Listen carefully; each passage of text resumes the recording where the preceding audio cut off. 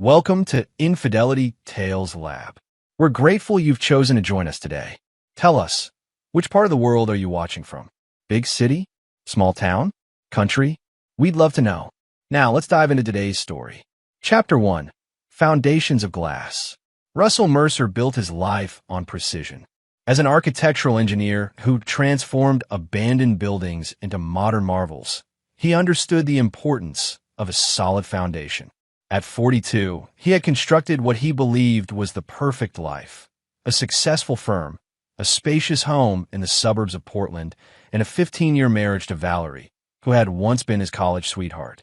Their wedding photo sat prominently on his office desk. Russell with his broad shoulders and confident smile, Valerie with her copper hair and emerald eyes that had captivated him from their first meeting in advanced calculus. Next to it stood a more recent picture of their daughter, Audrey, now turning 13, a perfect blend of both parents with her father's analytical mind and her mother's artistic flair. Working late again, Russ? Dominic Sawyer, Russell's business partner and oldest friend, leaned against the doorframe. Audrey's birthday party is tonight. Just wrapping up the Riverside project details before I head home. Russell closed his laptop and stood, stretching his back. Val's been planning this dinner for weeks. Dominic nodded, but something flickered across his face, a momentary hesitation that Russell almost missed. "Give the birthday girl my best," he said finally, turning to leave. "You'll see her tomorrow at the family dinner," Russell called after him. "You're still coming, right?" Another pause. Of course." Russell arrived home to the sound of laughter spilling from the backyard. He followed it through the house, where streamers and balloons decorated the hallway. Outside, a group of teenage girls clustered around Audrey, who was opening presents beside the pool. Valerie moved among them, distributing cake on paper plates with 13 printed in bold colors. "Dad!" Audrey spotted him and waved enthusiastically. "Look what Dylan got me." She held up what appeared to be a custom skateboard. Russell frowned. "Dylan, my boyfriend," she said, rolling her eyes as if this were common knowledge. "I told Mom about him weeks ago." Russell glanced at Valerie, who gave him a tight smile before turning away to speak with her sister, Meredith. Russell felt a familiar pang, the sensation of being on the outside of his own family. It had been happening more frequently lately. Conversations that stopped when he entered a room, inside jokes he wasn't part of, plans made without his input. He moved through the party, making small talk with parents he barely knew, catching snippets of conversation that suggested everyone knew Dylan well. Even Meredith's husband, Preston, was discussing football with the boy who had apparently been at their house multiple times. As the party wound down and the guests departed, Russell helped clean up while Audrey played with her new gifts. The tension in his shoulders slowly uncoiled as he thought about tomorrow's family dinner, a proper celebration where he could reconnect with everyone. His in-laws would be there, along with Dominic and a few close friends. A chance to feel centered again in his own life. "Can't wait for the big family dinner tomorrow," he said brightly, bagging the last of the gift wrapping. "My mother always said birthdays should be celebrated twice, once with friends, once with family." His sister-in-law, Meredith, laughed to sound like ice cracking. "Wait, you don't know? That was yesterday."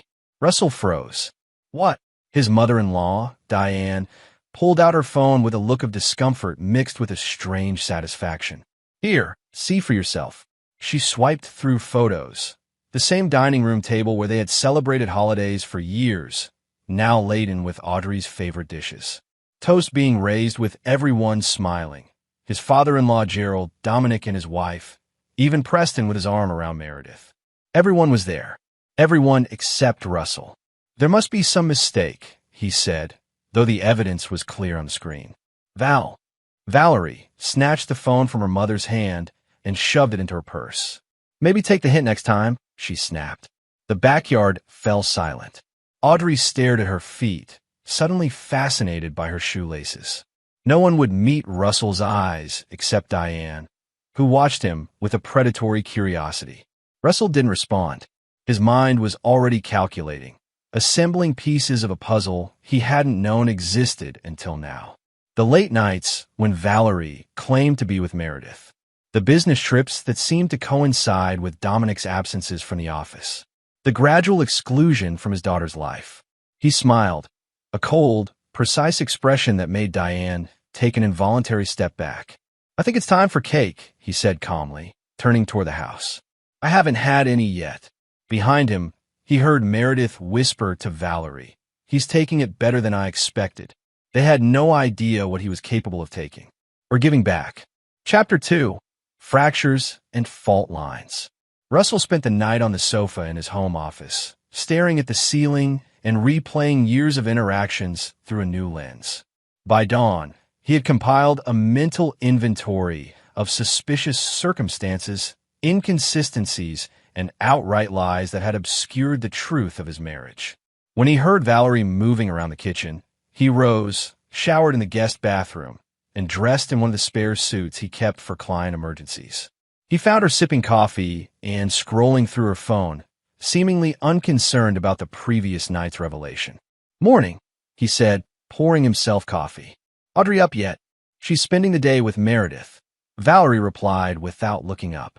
"Preston's taking them shopping in Seattle." "Without asking me? Without even telling me?"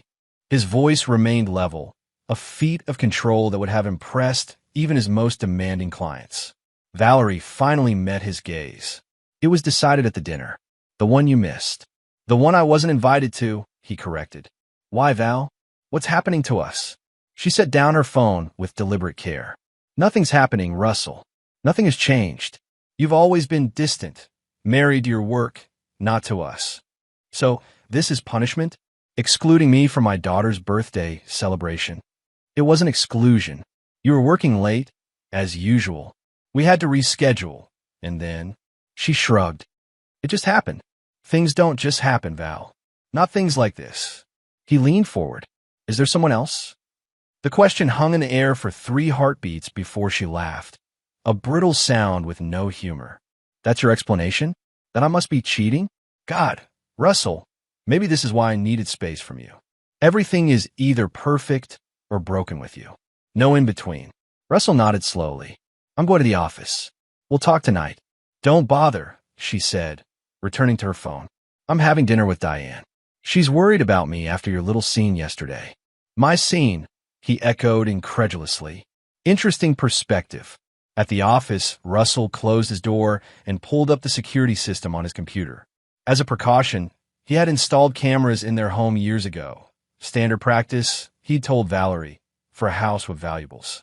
What he hadn't mentioned was the backup cloud storage that only he could access. He scrolled through footage from the past month, moving backward through time. Most days showed nothing unusual. Valerie working from home as a graphic designer, Audrey returning from school, the occasional visit from Meredith or delivery people. Then he found it. 3 weeks ago, while he was at a conference in Chicago. A familiar car in the driveway at 10:48 p.m. Dominic entering through the front door without knocking, carrying an overnight bag. Leaving the next morning at 6:15 a.m., looking rumpled but satisfied. The footage continued. Other late-night visits during Russell's absences. Whispered phone calls when Valerie thought no one was listening. Once, he even caught Audrey asking when Uncle Dom was coming over again, and Valerie hushing her with a nervous glance toward the camera. His oldest friend, his wife, his family. The betrayal was comprehensive. Russell shut down the footage and sat motionless, his mind working with the cold precision that had made him successful. He needed more than passive observation now. He needed to understand the full extent of the deception. He called his assistant. "Nora, cancel my appointments for the week. Family emergency." By noon, Russell had engaged a private investigator named Leo Brandt, a former client with a reputation for discretion. "I need everything," Russell told him during their meeting at a coffee shop 3 towns over. "Financial records, phone logs, hotel stays, gifts, and I need to know who else knew." "This kind of comprehensive background will take time," Leo warned. "You have 3 days," Russell replied, sliding across a check with a number that made the investigator's eyebrows rise. "I want to know exactly who I've been married to for 15 years. Over the next 72 hours, Russell maintained a facade of normalcy. He returned home each evening, endured cold dinners and colder conversations with Valerie, and made awkward attempts to connect with Audrey, who now regarded him with a teenager's disdain amplified by what she must have heard from others. On the fourth morning, Leo delivered a leather portfolio to Russell's office. "It's worse than you thought," he said simply. Russell opened it alone, methodically reviewing hundreds of pages of evidence. The affair with Dominic had begun nearly 2 years ago, shortly after Russell had made him a partner in the firm. There were hotel receipts, romantic restaurant bills, jewelry purchases, all funded by the company accounts that Dominic helped manage. More disturbing were the text messages Leo had recovered. Conversations between Valerie and Meredith discussing Russell with contempt. Exchanges with Diane plotting how to gradually separate him from family events. Even messages to Audrey, subtly undermining her relationship with her father. "He's just like your grandfather," Valerie had written to their daughter. "Obsessed with work, oblivious to what's happening right in front of him. Don't expect him to show up for your real life." The final page was a legal document. Preliminary divorce papers that Valerie had drawn up 3 months ago, but hadn't yet filed. The terms were breathtaking in their audacity. Full custody of Audrey, the house, half of Russell's business, and substantial alimony. Russell closed the portfolio, thanked Leo, and transferred the remainder of his payment.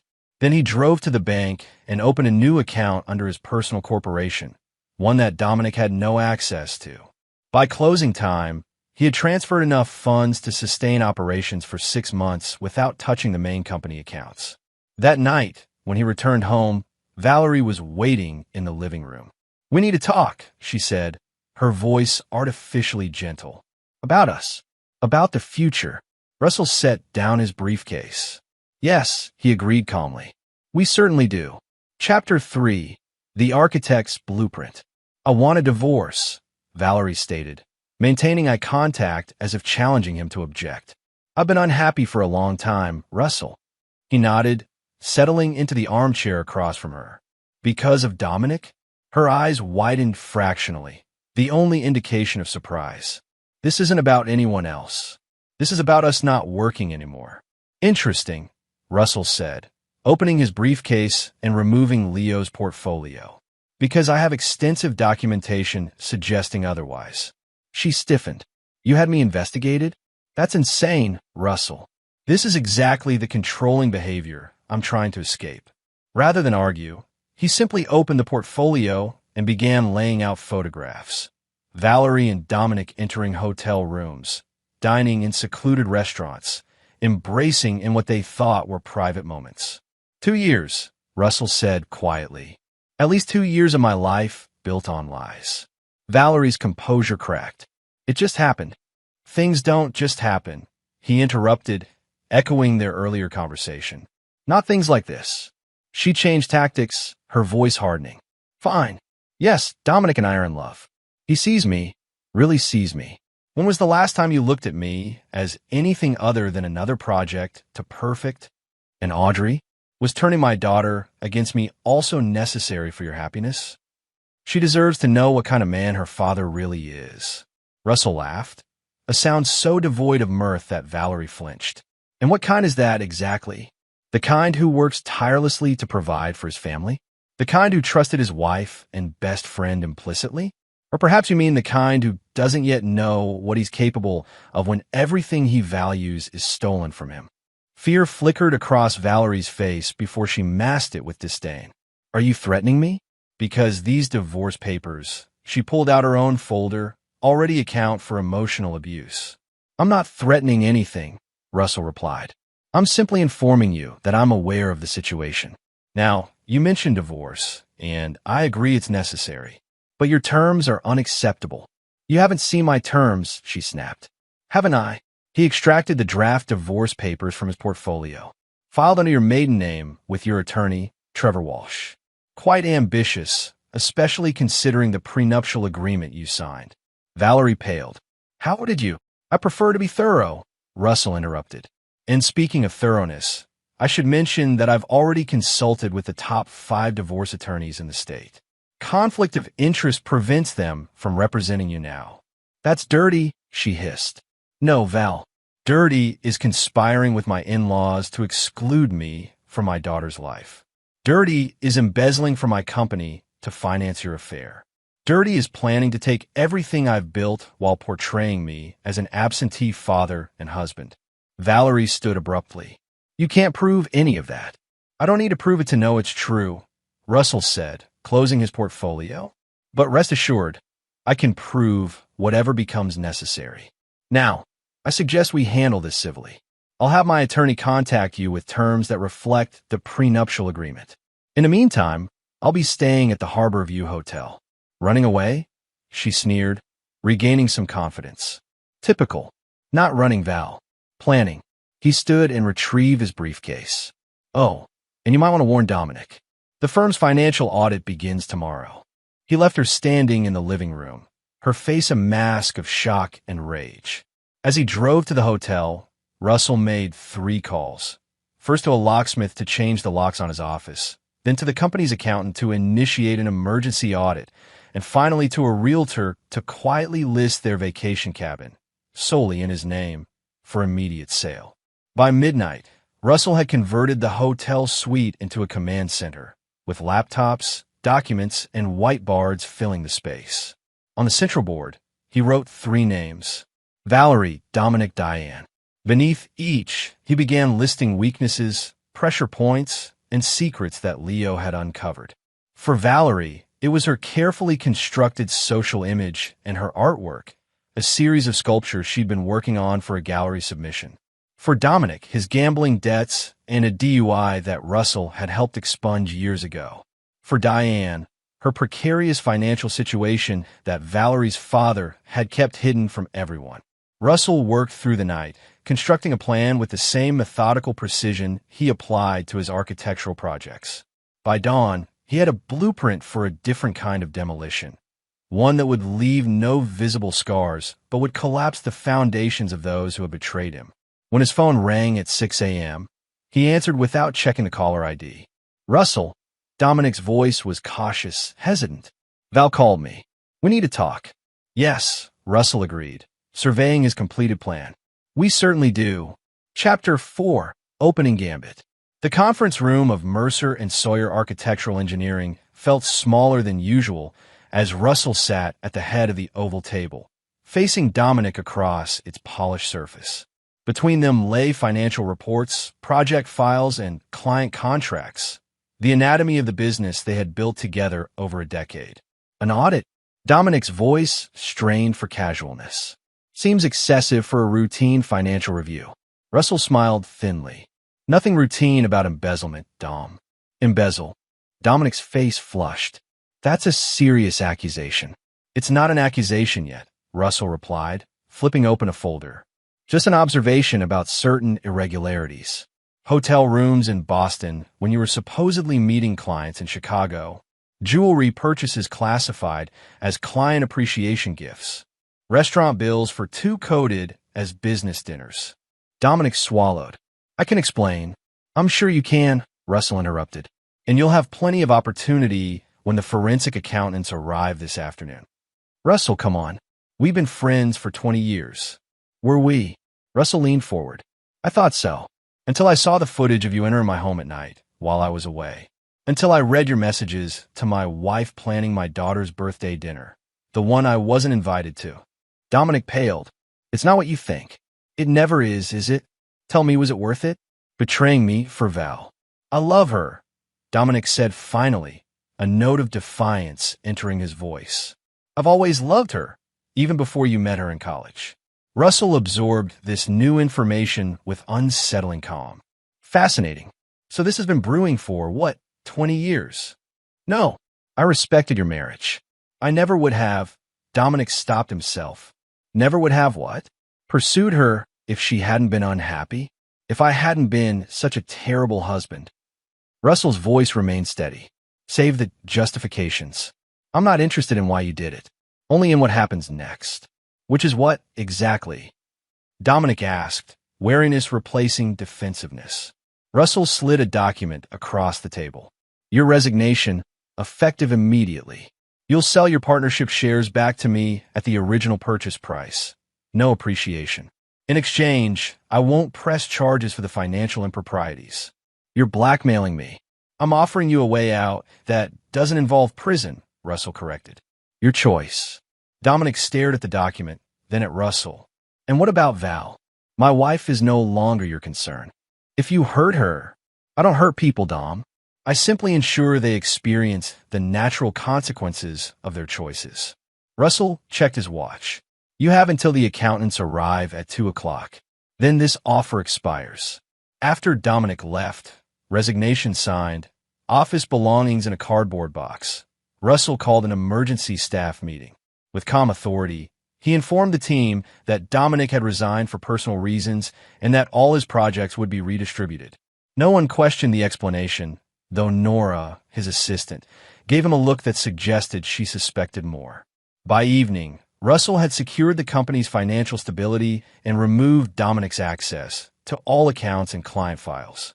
One element of his plan was complete. Now, for the more delicate matter.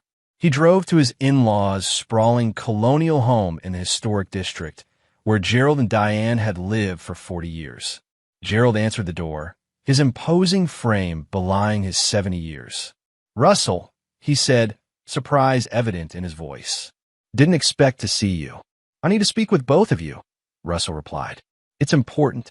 Inside, Diane was arranging flowers in the living room, her spine stiffening when she saw Russell. Well, this is unexpected. Valerie's not here. I know, Russell said, taking a seat uninvited. I came to see you. Gerald settled into his favorite armchair. What's this about, son? Respect, Russell answered, and the lack of it I've experienced in this family. He turned to Diane.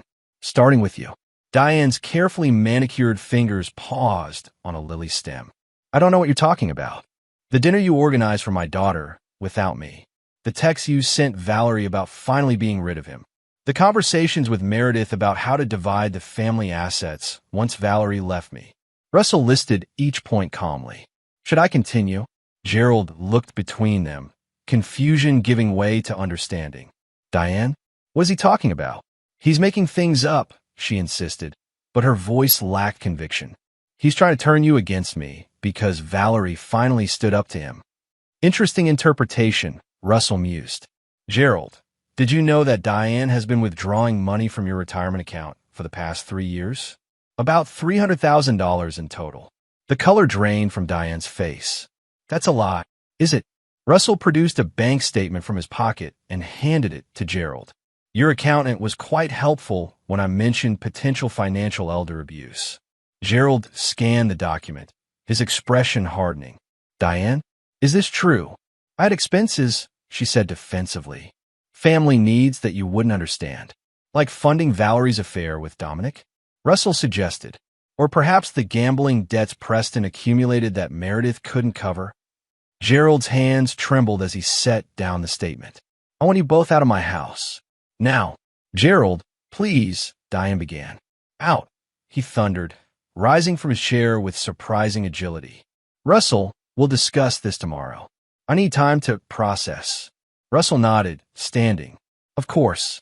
I just thought you should know what's been happening in your own home. He paused at the door. And Gerald, I've instructed my attorney to help you secure your accounts. Free of charge.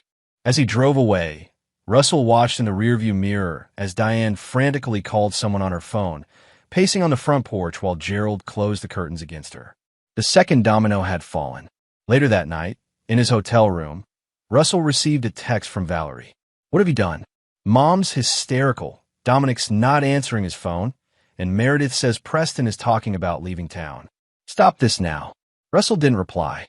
Instead, he placed a call to a gallery owner in Seattle, an old client who owed him a favor. Boyd?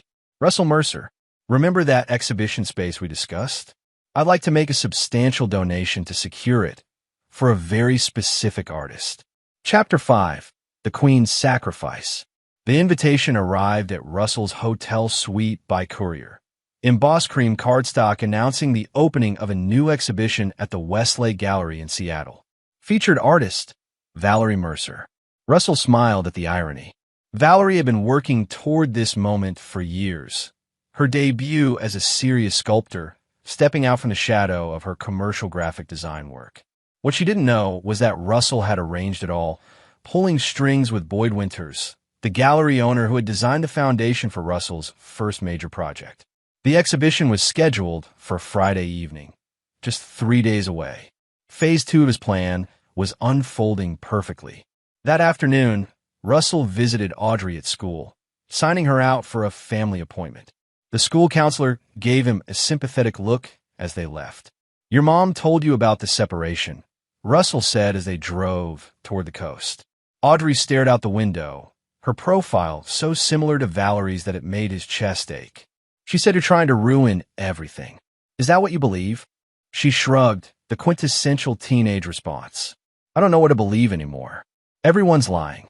Russell nodded. "That's fair. So let me tell you the truth, and you can decide for yourself."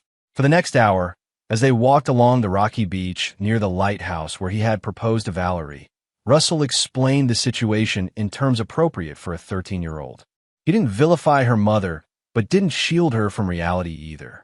He showed her selected text messages, ones that pertained directly to Audrey's birthday dinner and the deliberate exclusion of her father. "Why would they do that?" Audrey asked, her voice small against the crashing waves. "People make choices based on what they want most," Russell replied. "Your mother wanted something different from what we had.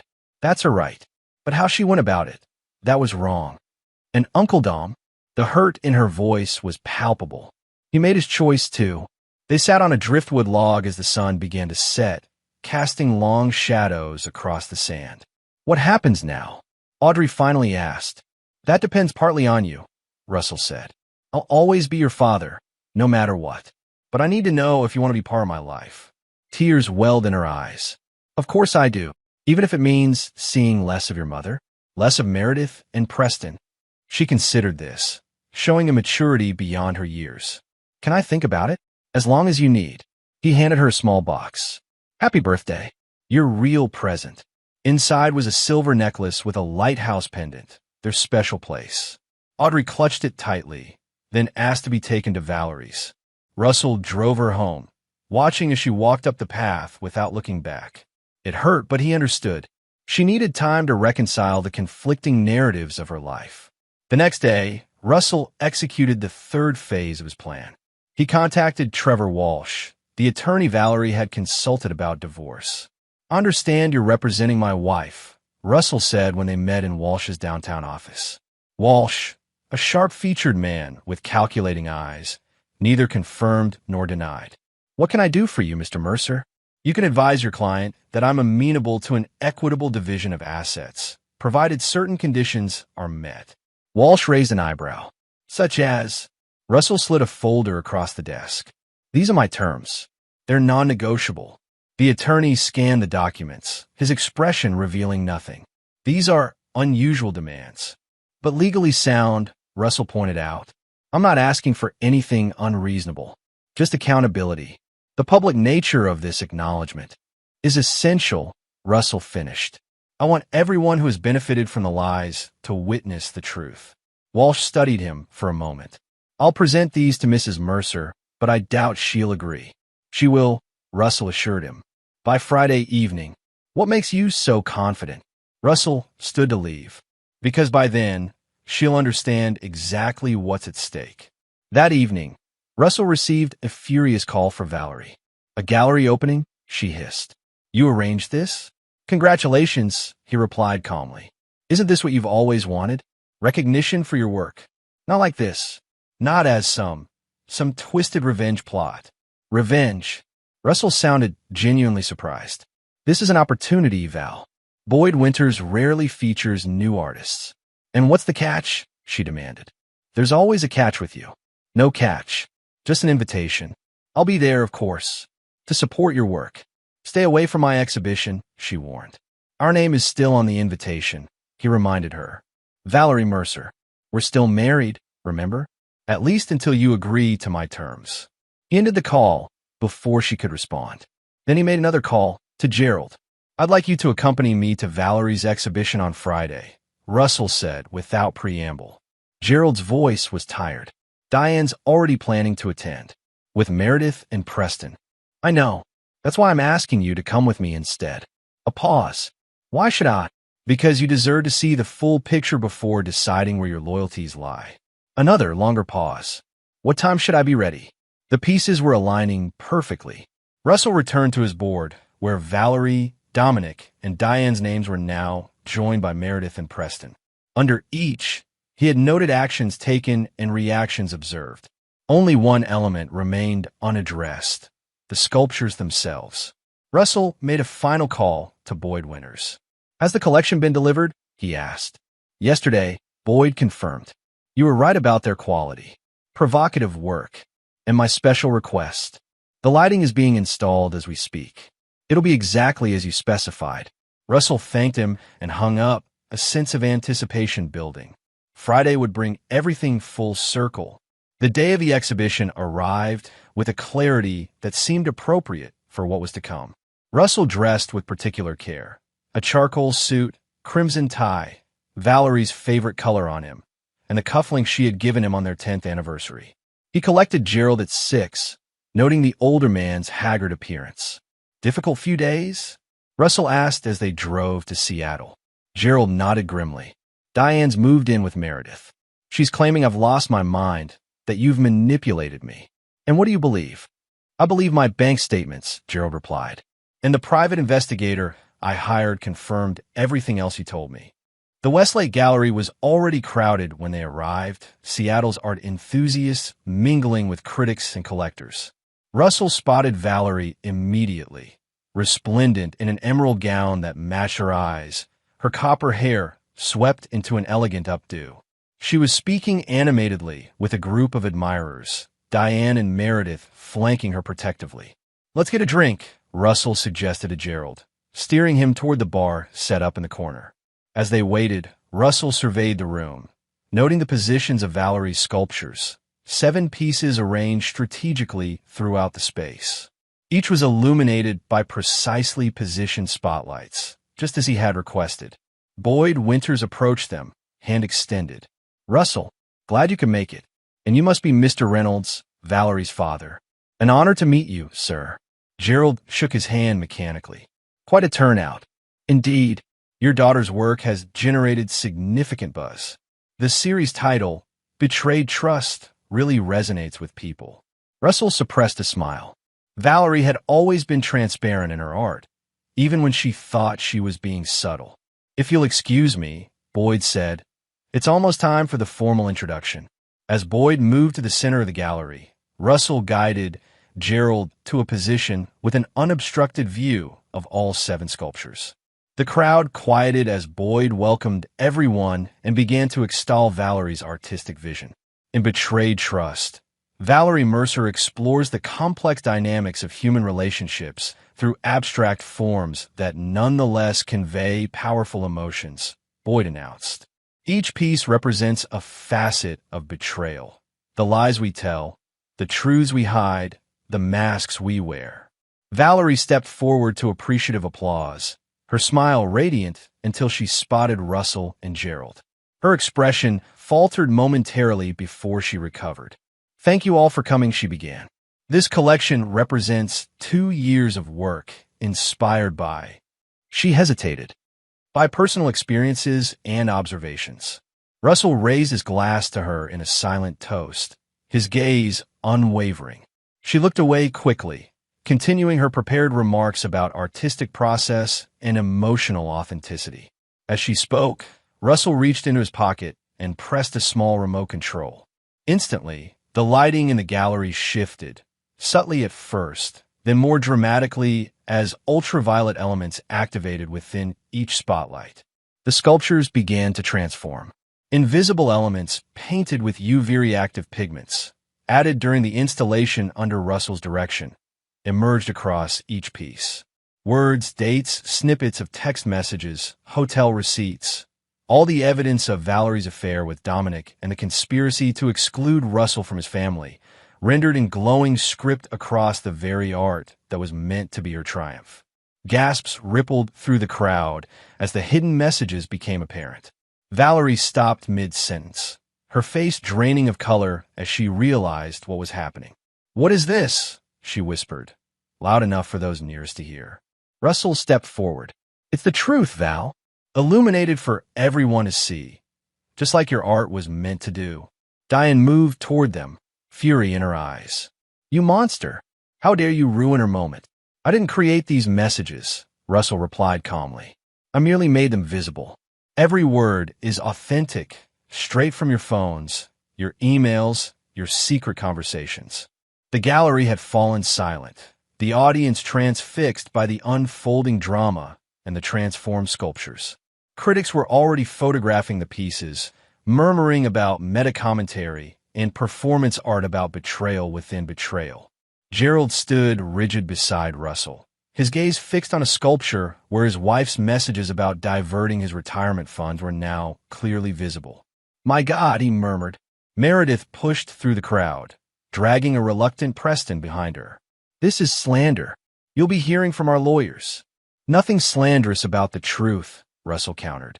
But feel free to explain to a judge how the text, Russell needs to be bled dry in the divorce, was taken out of context. Valerie finally found her voice, addressing the stunned audience. I apologize for this interruption.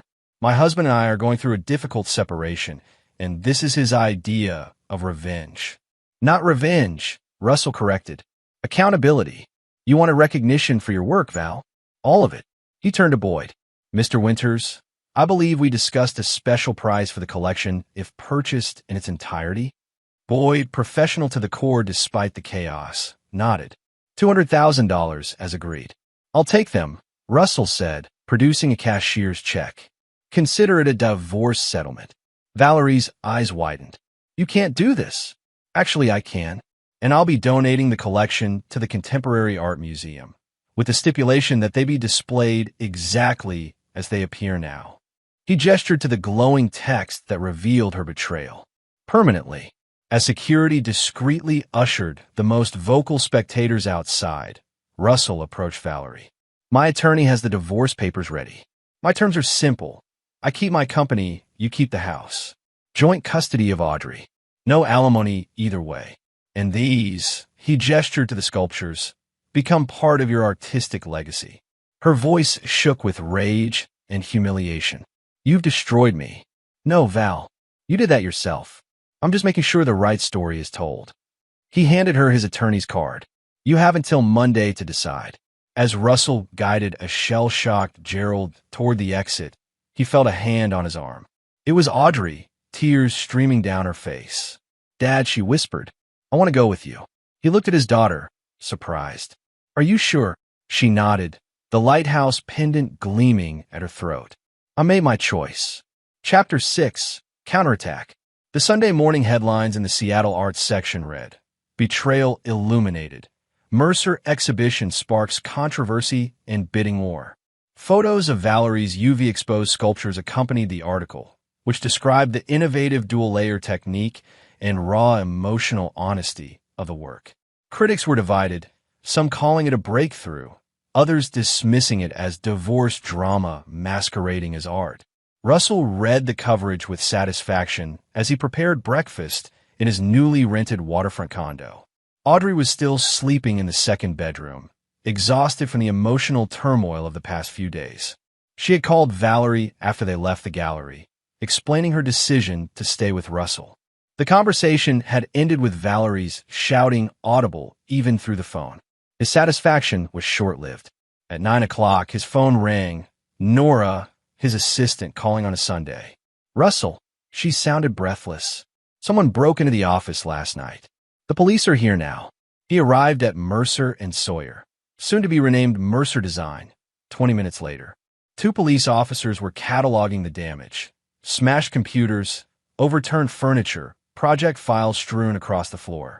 But the most disturbing element was the message spray-painted across the main conference room wall. You'll regret this. Security cameras? One officer asked. Disabled before entry, the other replied. Professional job. Russell surveyed the destruction calmly. Any idea who might have done this, Mr. Mercer? The first officer asked. I have my suspicions, Russell said, but no proof. After the police left, promising to increase patrols in the area, Russell began methodically sorting through the wreckage with Nora's help. The backup servers weren't touched, she reported. and the cloud storage is intact. We haven't lost any critical data. They weren't after data, Russell replied. This was a message. From Dominic? Possibly. Or someone acting on his behalf. Russell's phone buzzed with a text from an unknown number. You think you're clever? This is just the beginning. Everyone will know what you really are. Should we hire security? Nora asked, noting his expression. Already done, Russell assured her. But I need you to do something else. He handed her a USB drive. These files need to be delivered to every client we've worked with in the past 5 years. Today, Nora raised an eyebrow. On Sunday, especially on Sunday, Russell confirmed. When people are home with time to read. While Nora handled the digital distribution, Russell drove to Preston and Meredith's house in the suburbs. A for sale sign already stood in the front yard, their hasty reaction to the gallery incident. He parked across the street and waited. Within an hour, a taxi arrived, and Preston emerged from the house with multiple suitcases. He kissed Meredith goodbye on the porch, his body language suggesting this wasn't a joint trip. Russell waited until the taxi pulled away before approaching. Meredith spotted him immediately, her expression hardening. Get off my property, she snapped. Technically, it's the bank's property, Russell corrected. At least according to the foreclosure notice that will arrive tomorrow. Meredith blanched. What are you talking about? Preston's gambling debts. The ones you've been covering with money from your mother, who got it from your father's retirement account. Russell leaned against the porch railing. I bought the debt this morning. That's impossible. Those are private loans.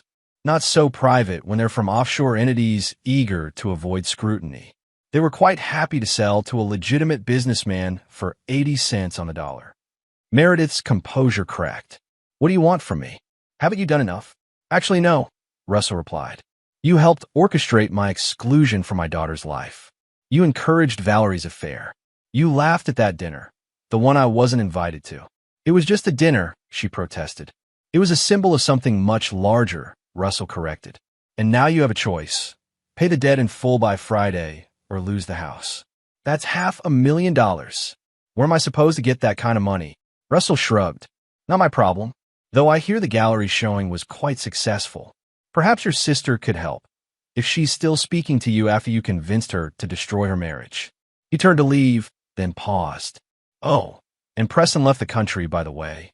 Mexico, based on the ticket, I saw him checking online yesterday. I don't think he's planning to come back. Meredith's face crumpled. You're a monster. No, Russell replied calmly. I'm an architect. I simply understand that when you remove a key support, the entire structure eventually collapses. By late afternoon, Russell's counteroffensive was in full swing. The files Nora had distributed contained evidence of Dominic's financial mismanagement and unprofessional conduct, carefully curated to protect client confidentiality while making it clear that Mercer Design was under new, more reliable management. The response was immediate, clients calling to confirm they would stay with Russell, expressing shock at Dominic's behavior. As dusk fell, Russell received another call from Valerie. The museum rejected the sculptures, she said without preamble, her voice thick with barely contained fury. No reputable gallery will touch my work now. Are you satisfied? Not yet, Russell answered honestly. But I'm getting there. Meredith called me. What you did, buying Preston's debts, that's beyond cruel. Is it? I consider it appropriate. Actions have consequences, Val. Even yours. A pause. What will it take to end this? Just tell me. I already have. Sign the divorce papers on my terms. Publicly acknowledge what you did. And then we can all move forward. I'll be destroyed professionally. Socially. So was I. Russell reminded her. The difference is I didn't deserve it. After disconnecting, Russell checked on Audrey, who was completing homework at the dining table. Everything okay? He asked. She nodded tentatively. Mom keeps calling. And Grandma Diane. You don't have to talk to them if you don't want to. I know. She chewed her lip. Dad, are you going to forgive Mom? Eventually, Russell considered the question carefully. Forgiveness isn't always the point, Audrey. Sometimes accountability is more important. But it hurts so many people. Grandpa Gerald, Uncle Preston, everyone. They hurt themselves, Russell corrected gently. They made choices knowing they were wrong, believing there would be no consequences. That's not how the world works. Audrey nodded slowly. Like in physics, every action has an equal and opposite reaction. Exactly. Russell smiled at his daughter's insight. The question isn't whether there will be a reaction, but what form it takes. Later that night, as Audrey slept, Russell received a final text from Valerie. Fine, I'll sign your papers. But this isn't over. He smiled at the empty threat. Of course it wasn't over. It was merely entering its final phase. Chapter 7. Endgame. The law offices of Harrington and Blake occupied the 32nd floor of a downtown high-rise, offering panoramic views of the city skyline and harbor beyond. Russell arrived 15 minutes early for the divorce mediation, dressed in a steel gray suit that matched the overcast sky outside. Cynthia Blake, his attorney, greeted him in the reception area. "They're already here," she murmured. "All of them." Russell raised an eyebrow. "All?" "Valerie, her attorney, Dominic, Diane, Meredith. Even your father-in-law." "Interesting," Russell mused. "An audience for the finale." Cynthia studied him. "Are you sure about these terms? We could push for more, given the circumstances." "The terms are perfect," Russell assured her. "This isn't about money." They entered the conference room, where the tension was palpable.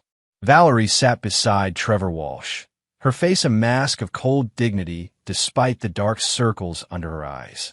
Dominic sat behind them, while Diane and Meredith clustered together on the opposite side.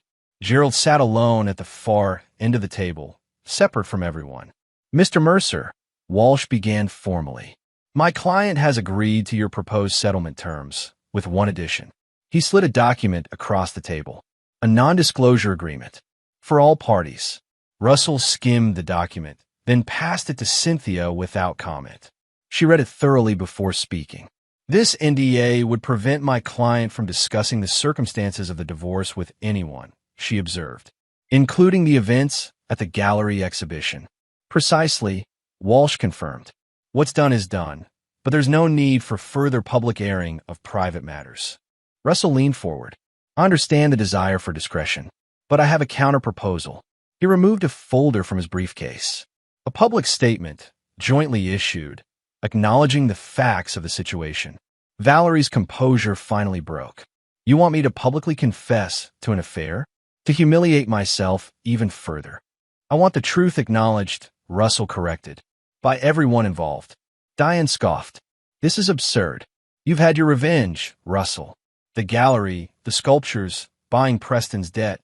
Isn't that enough?" "It would be," Russell agreed, "if this were about revenge. But it's not. It's about accountability." "Bullshit," Dominic interjected, speaking for the first time. "This is about control. It always has been with you, Russell. Everything perfect, everything in its place, including your wife." Russell turned to face his former friend. "Is that how you justified stealing from me, Dom? By telling yourself I somehow deserved it?" "You weren't there for her," Dominic insisted. "You were building your precious company, your reputation. She was alone. She was my wife," Russell replied simply. "And you were my friend." Walsh cleared his throat. "Perhaps we should focus on the agreement at hand." "No," Russell interrupted. "Let's be clear about why we're here. This isn't just about Valerie's affair or Dominic's betrayal. It's about a systematic effort to exclude me from my family, to turn my daughter against me, to prepare for a divorce designed to destroy me professionally and financially." He looked at each person in turn. Diane, who encouraged the affair and helped divert Gerald's retirement funds. Meredith, who hosted the clandestine meetings and convinced Preston to lie for her sister. Dominic, who embezzled from our company to finance his relationship with my wife. And Valerie, who orchestrated it all. The room fell silent. Gerald, who had remained quiet until now, finally spoke. "Is this true, Diane? All of it?" Diane couldn't meet his gaze. "Gerald, please. You don't understand." "I think I do," he said heavily. "I think I finally do." Russell removed the public statement from his folder and placed it on the table. "One signature from each of you acknowledging your role. Then we file the divorce agreement as written, and we all move forward. And if we refuse?" Meredith challenged. "Then I release everything," Russell said simply. "Every text, every email, every bank record. To the press, to your employers, to your friends." Total transparency. Trevor Walsh examined the statement. This is remarkably restrained, given the circumstances. No specific details of the affair, no mention of financial improprieties. Just acknowledgement of betrayal of trust and actions taken to undermine the marriage. As I said, this isn't about humiliation, Russell reiterated. It's about truth. Valerie studied him, truly seeing him perhaps for the first time in years. Why does this matter so much to you? The truth is already out there. The gallery, the sculptures. Because lies have power until they're acknowledged by those who told them, Russell replied. I won't live in a world where you get to rewrite history, where Audrey grows up believing I was the villain in this story. A heavy silence fell over the room. Finally, Valerie reached for a pen. Fine. If this ends it, I'll sign. One by one, they added their signatures. Dominic reluctantly, Diane with barely suppressed fury, Meredith with tears streaming down her face. Gerald signed last, his hand steady despite everything. It's done, Walsh announced, collecting the document. We'll file the divorce agreement today. It will be final in 90 days. As the others filed out of the conference room, Gerald approached Russell. I wanted you to know, I filed for divorce as well. Some betrayals can't be forgiven. Russell nodded. I'm sorry it came to this. Don't be, Gerald replied. The truth hurts, but lies destroy. You taught me that. He extended his hand. I hope you'll still allow me to see Audrey. Of course, Russell assured him, shaking his hand. You're still her grandfather. Last to leave was Valerie, hovering at the doorway after everyone else had gone. You've won, she said quietly. Destroyed us all. I hope it brings you peace. Russell considered her words. This wasn't a competition, Val. It was a correction. And us. 15 years just erased. Not erased, he countered. Redefined. We'll be co-parents to Audrey. Nothing more. She nodded slowly. You know, I did love you once. Very much. I believe you, Russell said. But love without respect isn't love at all. It's just another lie we tell ourselves. As Valerie left, Cynthia returned with the filed divorce papers. Congratulations, she said. You're almost a free man.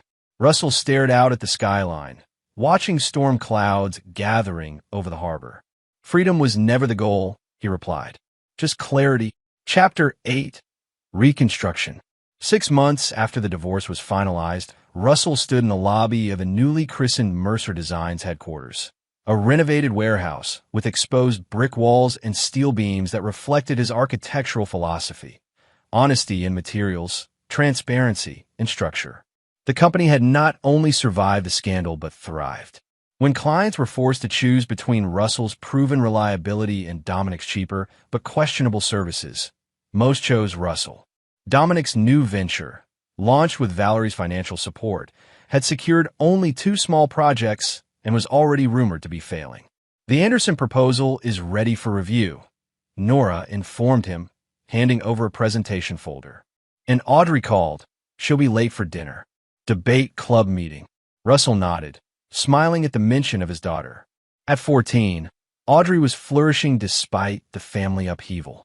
She split her time between Russell's condo and Valerie's house, now significantly downsized after financial reality had forced her to sell the family home. Audrey had initially struggled with divided loyalties, but had gradually found her equilibrium, accepting both parents while understanding the truth of what had happened. As Russell reviewed the Anderson proposal in his office, his phone rang with an unfamiliar number. Russell Mercer, he answered. Mr. Mercer, this is Dr. Abigail Foster from Seattle General. I have you listed as an emergency contact for Gerald Reynolds. Russell's stomach tightened. What's happened? Mr. Reynolds suffered a stroke this morning. He's stable, but he's asking to see you. 30 minutes later, Russell stood beside Gerald's hospital bed.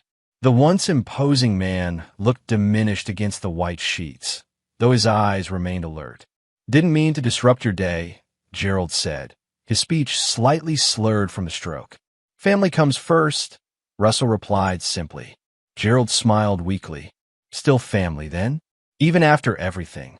Some bonds transcend mistakes, Russell acknowledged. And you were more a father to me than my own ever was. They sat in comfortable silence for a moment before Gerald spoke again. Diane's contesting the divorce. claiming I'm not of sound mind. I'll have Cynthia call you. She knows specialists who can help establish competency. Thank you. Gerald hesitated. I saw Valerie yesterday. She seems lost. Russell didn't respond immediately. He had deliberately maintained minimal contact with Valerie, interacting only regarding Audrey's schedule and needs. The public statement had done its work. Their social circle now understood what had happened, without salacious details, but with enough clarity to prevent Valerie from portraying herself as the victim. Her art career had stalled after the gallery incident, though a few smaller venues had recently shown interest in her work. She made her choices, Russell finally said. Now she lives with them, as we all do. Including you? Gerald asked. What choices are you living with? Russell considered the question. The choice to prioritize truth over comfort, justice over peace. And has it brought you happiness? Happiness wasn't the goal, Russell replied. But I sleep better now. After leaving the hospital, Russell drove to the lighthouse, his thinking place, where he had proposed to Valerie and where he had explained the truth to Audrey. The late afternoon sun cast long shadows across the rocky beach as he walked along the shore, contemplating Gerald's question more deeply. Was he happy?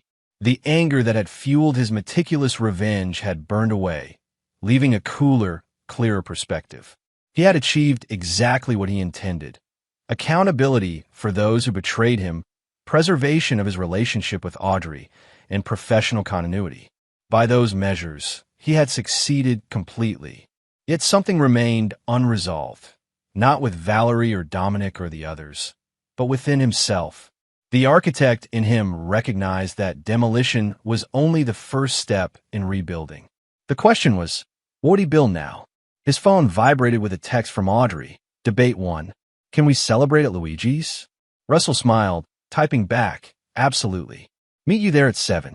As he walked back to his car, he passed a woman photographing the lighthouse. She lowered her camera as he approached, revealing an open, intelligent face framed by dark curls. Perfect timing, she said, gesturing toward the horizon. The light's amazing right now. Russell followed her gaze to where the setting sun transformed the clouds into a canvas of amber and gold. It is, he agreed. Are you local? She asked. I'm doing a book on Pacific Northwest lighthouses. This one's architecture is particularly interesting. The reinforced concrete base with that unusual octagonal tower. I am local, Russell confirmed. And you're right about the design. They had to adapt it to withstand the coastal erosion patterns unique to this area. Her eyes lit with interest. You know your architecture. I should, he replied with a small smile. It's my profession. I'm Sophie, she offered, extending her hand. Sophie Lockhart, architectural photographer and lighthouse enthusiast. Russell Mercer, he said, shaking her hand. Architect, and he hesitated, work in progress. They talked for 20 minutes about lighthouse design, coastal engineering, and the interplay of functionality and aesthetics. For the first time in over a year, Russell found himself engaged in a conversation that had nothing to do with betrayal or revenge or the past. When he mentioned his dinner plans with Audrey, Sophie nodded in understanding. I won't keep you from your daughter, but if you're interested, I'm giving a presentation on architectural photography at the library next Thursday. Might give you some new perspectives for your work. I'd like that, Russell found himself saying, surprising himself with his genuine interest. As he drove to meet Audrey, Russell reflected that rebuilding wasn't necessarily about replacing what was lost. Sometimes it meant creating something entirely new, something stronger, with better foundations and clearer sightlines. The blueprint wasn't yet complete, but for the first time since that fateful birthday party, he felt ready to begin drafting it. Chapter 9. The Final Calculation. 1 year to the day after Audrey's fateful birthday party, Russell hosted a small gathering at his condo. Gerald was there, mostly recovered from his stroke, engaged in animated conversation with Sophie about her latest book project. Audrey flitted between the adults, now 15 and growing into a poised young woman with her father's analytical mind and emerging confidence. Russell observed them from the kitchen as he prepared coffee, feeling a sense of peace that had been elusive for so long. The past year had brought significant changes. Gerald's divorce from Diane had finally been settled. Audrey had adjusted to her new normal between two households, and Russell's firm had expanded with 3 new architects joining the team. His phone buzzed with a text from Nora.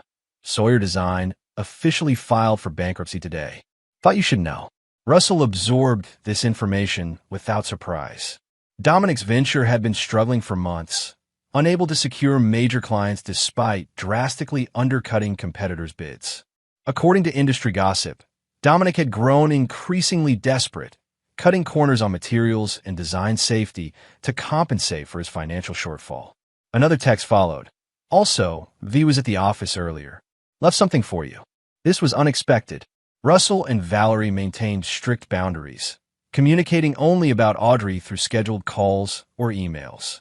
She had never visited his office. Everything okay? Sophie asked, appearing in the kitchen doorway.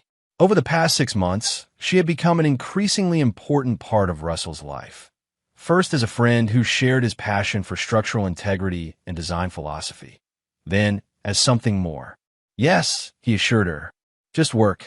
She studied him with the same attention she gave to her photographic subjects. Russell Mercer, you're a terrible liar, which is actually one of your better qualities. He smiled, conceding the point. Apparently Valerie left something in my office today. Ah, Sophie nodded. Curious timing. My thoughts exactly. After the gathering ended and Audrey left for her weekend with Valerie, Russell drove to the office. A small package sat on his desk, wrapped in simple brown paper with his name written in Valerie's distinctive hand. Inside was a miniature sculpture, a perfect replica of their old house, but with a significant alteration. The structure was split down the middle, revealing the interior. On one half, the rooms were in disarray, furniture overturned, walls cracked. On the other half, everything was meticulously ordered, rebuilt, strengthened. A note accompanied it. I understand now what you meant about foundations. V. Russell studied the piece, appreciating the craftsmanship and the message it conveyed. It wasn't an apology, not exactly, but it was an acknowledgement. Something he had demanded a year ago and now finally received, without conditions or audience. He placed the sculpture on his desk beside the family photo he still kept, a reminder of what had been lost and what had been gained through its loss. The next morning, Russell received a call from Dominic. He almost declined it, but curiosity won out. Russell. Dominic's voice was rough, diminished from the confident tones of their partnership days. I need to talk to you. I'm listening, Russell replied neutrally. My company's finished. You know that, I assume. I heard. A deep breath on the other end. I'm leaving town, starting over somewhere else. Good luck with that, Russell said, meaning it. Before I go, Dominic hesitated. I wanted to say I was wrong. About you, about everything. You didn't deserve what we did. The admission hung in the air between them, unexpected and years too late. No, Russell agreed. I didn't. I've lost everything, Dominic continued. The business, Valerie. She ended things months ago. My reputation. You won completely. This wasn't about winning, Russell corrected him. It was about consequences. Well, I've certainly experienced those. A bitter laugh. I just wanted to ask, are we ever square? Will there ever be a point where you consider this finished? Russell considered the question carefully. It was finished the day you all signed that statement. Everything since then has been the natural result of choices made long before. So you're not still orchestrating things against me? Against us? I haven't needed to, Russell replied honestly. The truth has its own momentum. After disconnecting, Russell sat at his desk, contemplating this latest development.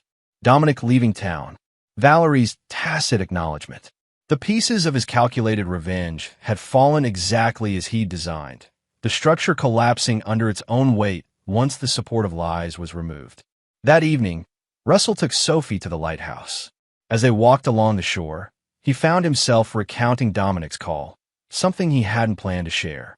And how do you feel about it? She asked when he finished. About all of it, now that it's played out as you intended? Russell considered her question more deeply than he had Gerald's similar one a year earlier. I don't regret my actions, he said finally. They needed to be held accountable. But I'm ready for it to be truly over, to focus on building rather than demolishing. Is that possible, do you think? To completely move beyond it. Not completely, he acknowledged. It's part of my foundation now. But foundations are meant to be built upon, not lived in. Sophie smiled, linking her arm through his. That's very architectural of you. Occupational hazard. He returned her smile. Speaking of architecture, there's something I've been wanting to discuss with you. A joint project of sorts. Her eyes lit with interest. What kind of project? A renovation, he replied. The lighthouse keeper's cottage has been abandoned for years. I've acquired the property and preliminary approval to restore it, with modern updates while preserving its historical significance. That sounds fascinating, Sophie said. But why a joint project? Because I thought it might be somewhere we could eventually share, Russell answered, watching her reaction carefully. If that's something you might consider. Sophie's expression softened. Russell Mercer, are you asking me to move in with you? In a hypothetical restored lighthouse cottage. I'm asking if you'd like to help design our future, he clarified. The specifications are negotiable. She laughed, a warm, genuine sound that contrasted sharply with the cold, calculated laughter he remembered from that birthday party a year ago. I like that very much. As they continued their walk, Russell reflected on the journey from that moment of shocking betrayal to this point of new beginning. He had not forgiven those who betrayed him. That had never been his intention. But he had built something stronger from the ruins, a clearer understanding of loyalty, a deeper bond with Audrey, a more honest relationship with Gerald, and now a future with Sophie based on mutual respect and shared values. The lighthouse beams swept across the darkening water, illuminating the path ahead momentarily before returning to darkness, then light again. A rhythm of revelation and shadow, clarity and mystery, not unlike the pattern of human relationships. Russell had always preferred clarity, even when the truth was painful. It was why he couldn't simply walk away when the betrayal was revealed, why he'd methodically ensured that everyone faced the consequences of their actions. You're thinking very loudly, Sophie observed, squeezing his arm gently. Just appreciating the view, Russell replied, looking not at the lighthouse, but at her. Some might call what he'd done revenge, he reflected. Perhaps it was. But it was also justice, cold and precise, like the architectural calculations that ensured a structure would stand against any storm. In the end, what he did next hadn't wiped the smiles from their faces through cruelty or violence, but through the systematic exposure of truth they had tried to hide. And now, with that chapter closed, he was ready to begin drafting a new design, one built not on the shifting sands of deception, but on the solid bedrock of honesty. That, ultimately, was the final calculation, the understanding that while the past couldn't be changed, the future remained his to architect. And there you have it. Another story comes to an end. What did you think? I'd love to hear your thoughts in the comments below. If you enjoy this story, consider joining our community by subscribing. It means the world to us. For more stories like this one, check out the recommended videos on screen. And I'll see you there. Welcome back to another story on Infidelity Tales Lab. Before we begin, tell us, where in the world are you watching from? Now, let's dive into today's story. Chapter 1, The Betrayal. Jordan Gamble sat in the mahogany-paneled courtroom, his weathered hands clenched into fists as he watched his 22-year-old son, Kevin, standing before the bench. His boy, looked so small in that orange jumpsuit, shoulders trembling as Judge Harold Wyatt prepared to deliver the sentence. Jordan had built his reputation as one of Chicago's most feared private investigators over 25 years. He tracked down missing persons, exposed cheating spouses, and gathered evidence that had destroyed careers and lives. But none of that mattered now. His son had been framed for armed robbery, and despite Jordan's best efforts to prove Kevin's innocence, the evidence seemed ironclad. Kevin Gamble, Judge Wyatt's voice boomed through the courtroom. The prosecution has painted you as a repeat offender despite this being your first conviction. Taking into account the alleged gang connections and the severity of crime. Jordan's jaw tightened. There were no gang connections. Kevin worked at a garage and went to community college. The prosecutor, Edgar Rush, had somehow manufactured evidence that made his clean-cut son look like a hardened criminal. I hereby sentence you to 8 years in state penitentiary. The gavel came down like a gunshot. 8 years. Jordan felt his world tilt. The standard sentence for first-time armed robbery was 3 to 4 years. His father-in-law, his own wife's father, had just doubled his grandson's sentence. Jordan turned to his wife Maxine, expecting to see the same shock and outrage he felt. Instead, her face was cold, almost satisfied. When she noticed him looking, she leaned close and whispered, "He deserves a death penalty for what he's put this family through." The words hit Jordan like ice water. His wife of 26 years, the mother of his child, had just wished death upon their son. Jordan said nothing, but something fundamental shifted inside him. The man who had spent decades reading people, catching lies, and uncovering betrayals suddenly realized he'd been blind to the greatest deception of all. As Kevin was led away in shackles, casting one desperate look back at his father, Jordan made his first mental note: find out why Harold Wyatt really doubled the sentence, and find out why his own wife seemed pleased about it. The courtroom began to empty, but Jordan remained seated, his mind already working. 25 years of investigation had taught him that when something didn't make sense, it was because you didn't have all the pieces. The way Edgar Rush had avoided his eyes during the trial. The way Maxine had been working late more often in recent months. The way Judge Wyatt had seemed almost reluctant to look at Kevin during sentencing. As Jordan finally stood to leave, he caught sight of Edgar Rush and Maxine talking in hushed tones near the prosecutor's table. Rush placed his hand briefly on her lower back, a gesture too intimate for mere acquaintances. In that moment, Jordan understood. His wife wasn't just betraying their son. She was betraying him. The private investigator in Jordan kicked into overdrive. Rule 1. Gather intelligence before acting. Rule 2. Your enemy doesn't know they're your enemy until it's too late. Rule 3. When you strike, you destroy everything. That night, Jordan sat in his home office, staring at photos of his family on the desk. Kevin's graduation photo, their wedding picture, Maxine's last birthday. All eyes, he realized. How long had she been sleeping with the prosecutor? How long had she been working with her father to destroy Kevin's life? He opened his laptop and began typing.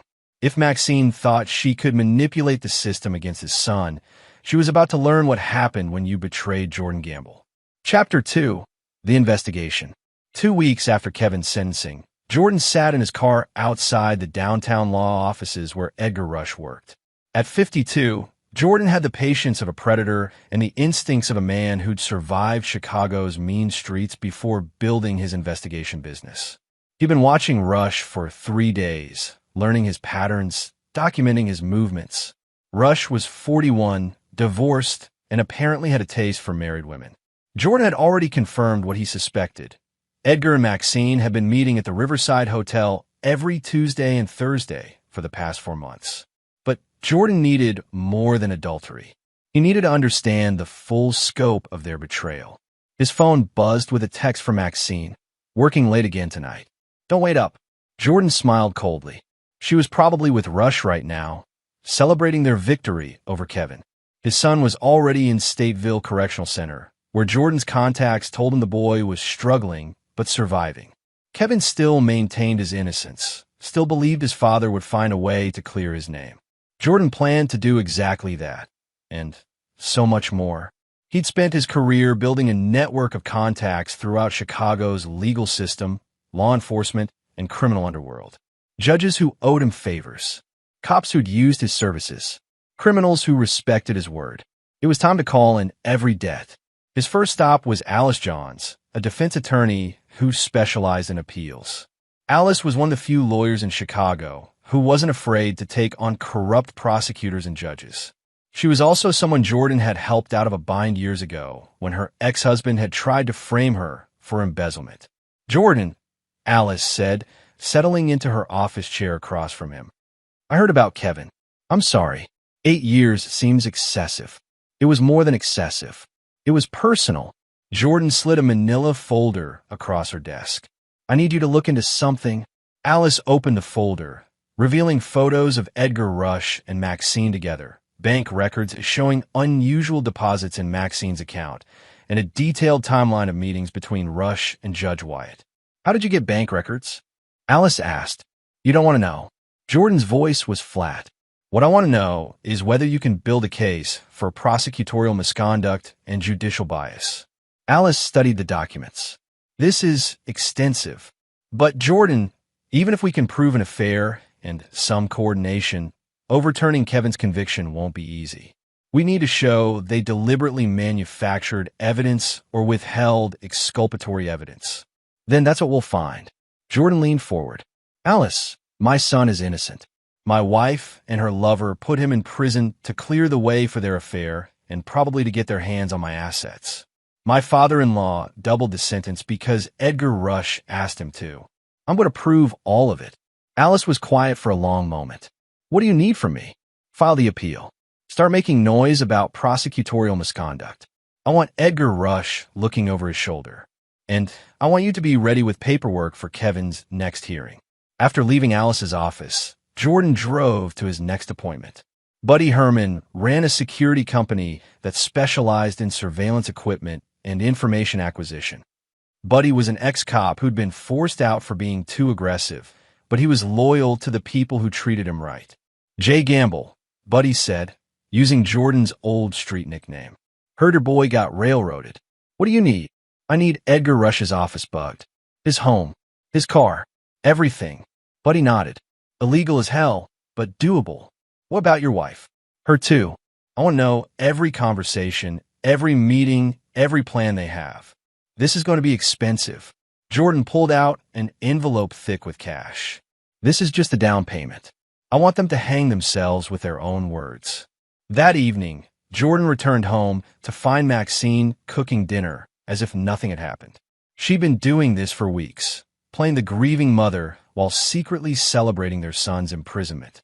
How was work today? She asked, not looking up from the stove.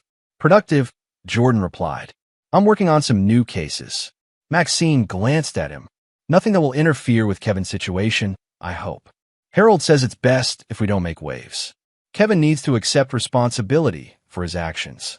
Jordan studied his wife's face. Even now, she was lying to him. Of course not.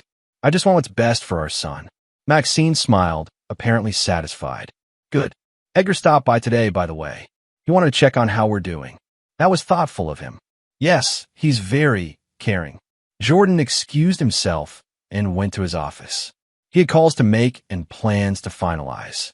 Maxine and Edgar thought they were so clever, using the legal system to destroy his family.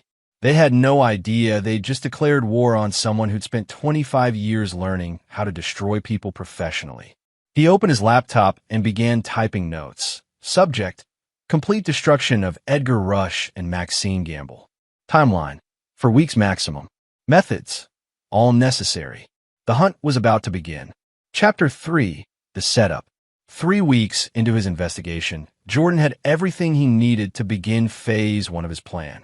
Buddy Herman's surveillance equipment had captured hours of incriminating conversations between Maxine and Edgar Rush.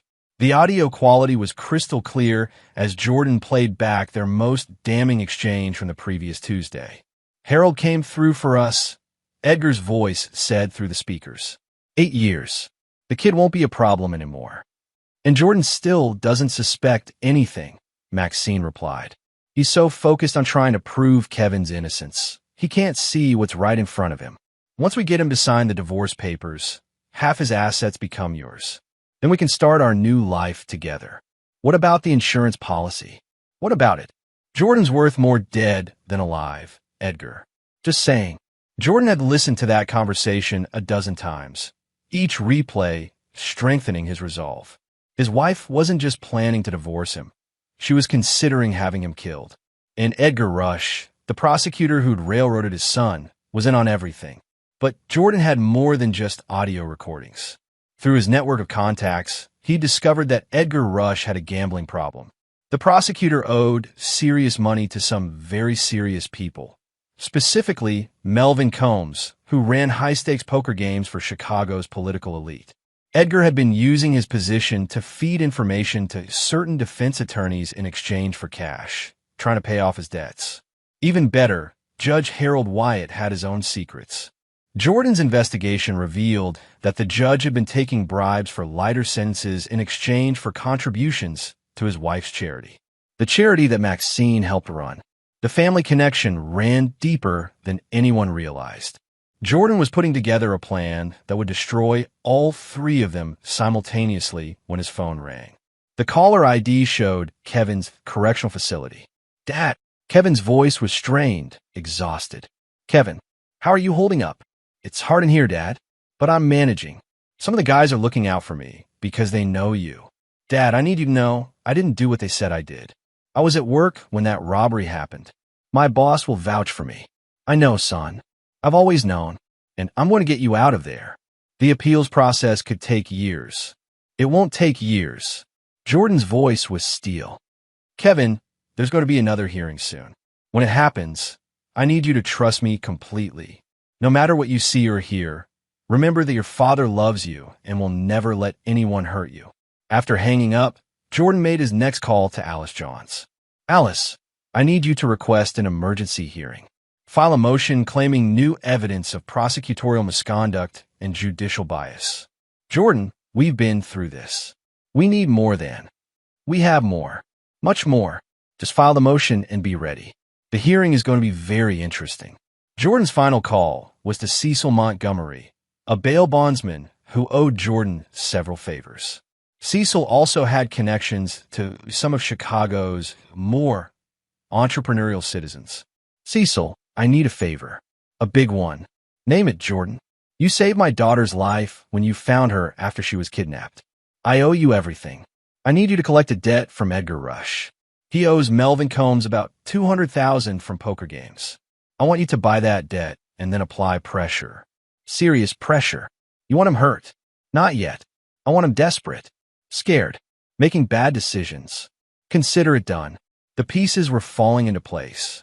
Jordan had learned long ago that the key to destroying your enemies was to make them destroy themselves. Edgar Rush was already corrupt. Jordan just needed to expose that corruption at exactly the right moment. Judge Wyatt was already taking bribes. Jordan just needed to prove it.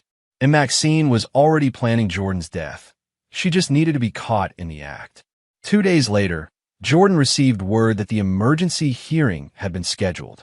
Edgar Rush would be in court, defending his prosecution of Kevin. Judge Harold Wyatt would be presiding, trying to maintain the facade of his doubled sentence. And Maxine would be there, playing the supportive wife, while secretly hoping her son stayed buried in prison. Jordan spent the evening before the hearing preparing the sealed envelope that would change everything. Inside were bank records showing the bribes to Judge Wyatt's wife's charity. Audio recordings of Edgar and Maxine planning Jordan's death.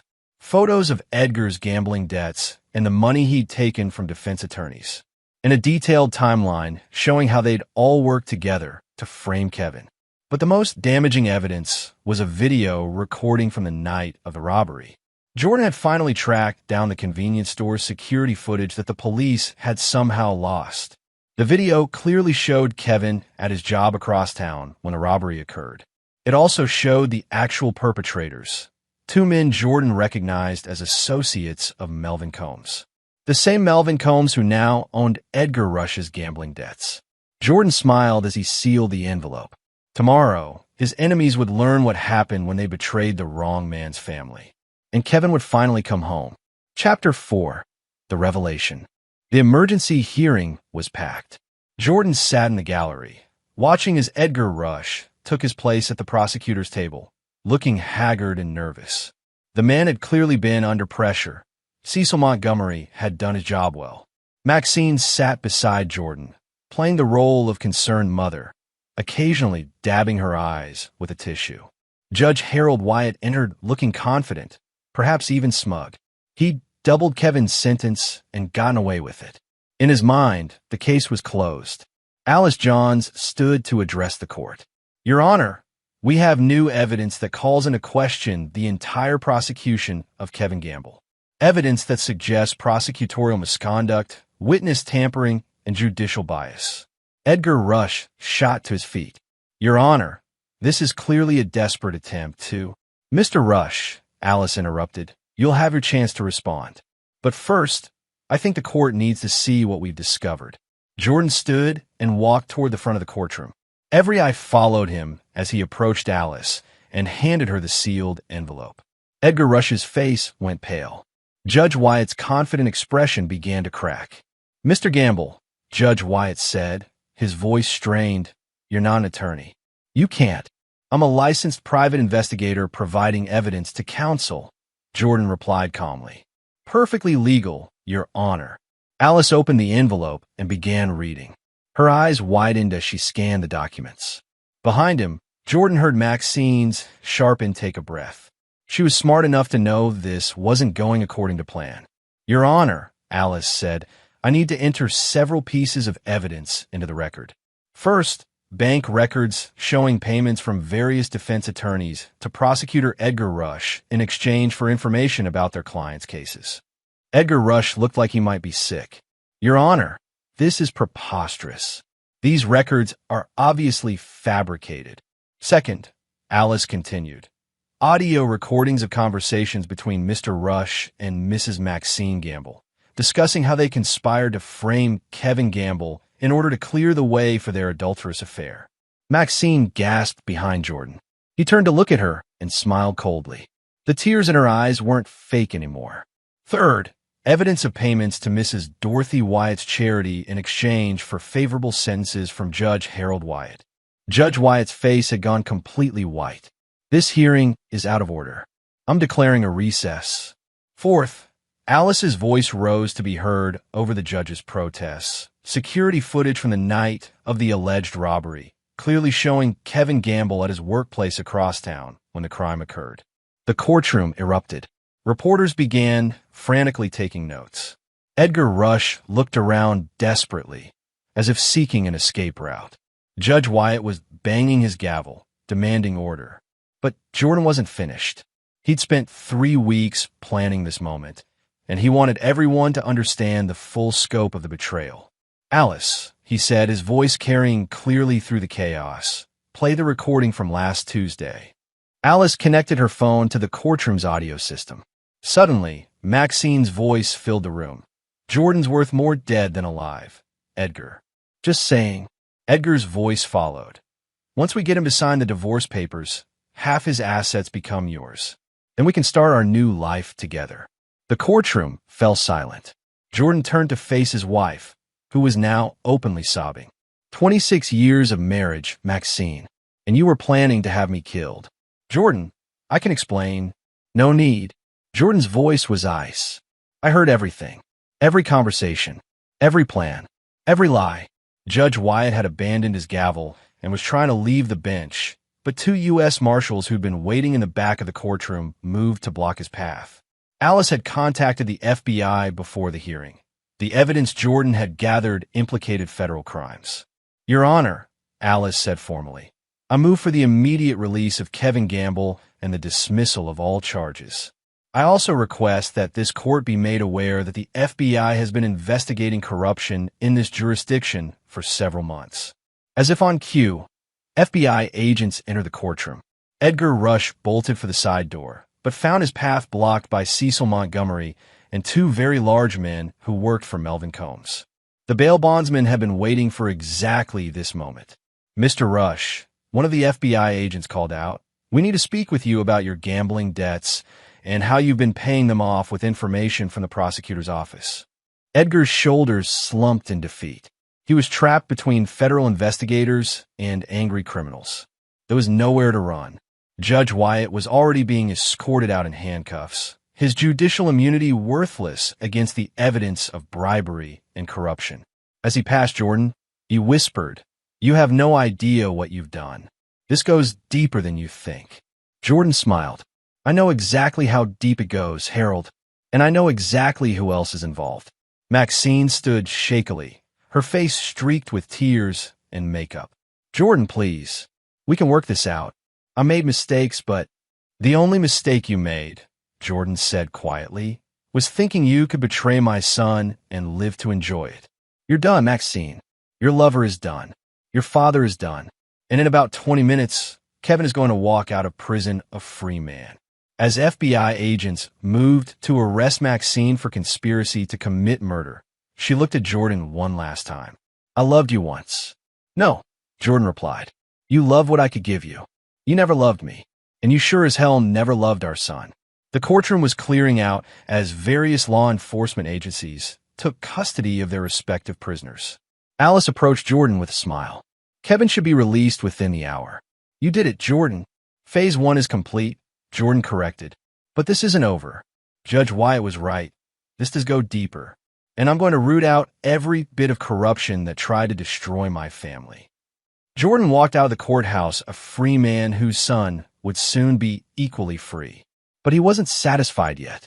Destroying Edgar Rush, Maxine, and Judge Wyatt was just the beginning. There were others involved in the conspiracy against Kevin, and Jordan intended to find them all. After all, he was a man who never forgave and never forgot. And he was just getting started. Chapter 5. The Network. Kevin Gamble walked out of Stateville Correctional Center that afternoon, squinting in the sunlight after 3 weeks of imprisonment. Jordan was waiting by his car, and for the first time in months, he smiled genuinely as his son ran toward him. Dad, I can't believe it's over, Kevin said, embracing his father. It's not over, Jordan replied, his voice gentle but firm. Not yet. We need to talk. During the drive back to Chicago, Jordan explained everything to Kevin. The affair between Maxine and Edgar Rush. The conspiracy with Judge Wyatt. The plan to kill Jordan and steal his assets. Kevin listened in stunned silence as his father described how his own mother had been willing to sacrifice him to clear the way for a new life. She really wanted me to stay in prison? Kevin asked, his voice hollow. Son, she suggested you deserve the death penalty. Your own mother. Jordan's knuckles were white as he gripped the steering wheel. But that's not the worst of it. This conspiracy goes beyond just the three of them. Jordan had spent the last 24 hours following up on Judge Wyatt's parting words. His investigation had revealed a network of corruption that ran through multiple law enforcement agencies, the prosecutor's office, and even city government. Edgar Rush hadn't been working alone. He'd been part of a system that was selling justice to the highest bidder. Who else was involved? Kevin asked. At least 6 other prosecutors, 3 judges, 2 police chiefs, and half the city council. They've been running a protection racket disguised as law enforcement. Rich criminals pay for light sentences or drop charges. Poor criminals get railroaded to maintain their conviction statistics. Jordan pulled into the parking lot of a diner outside the city. We're meeting someone here. Someone who's going to help us take down the entire network. Inside the diner, Ismail Graves was waiting in a corner booth. Graves was a former federal prosecutor who'd been forced out when he'd gotten too close to exposing the corruption Jordan had just uncovered. He'd been working as a private attorney for the past 2 years, building his own case against the network. Jordan, Graves said, standing to shake hands. I saw the news about the hearing. Outstanding work. Ismail, this is my son Kevin. Kevin, Ismail has been tracking the same corruption network that framed you.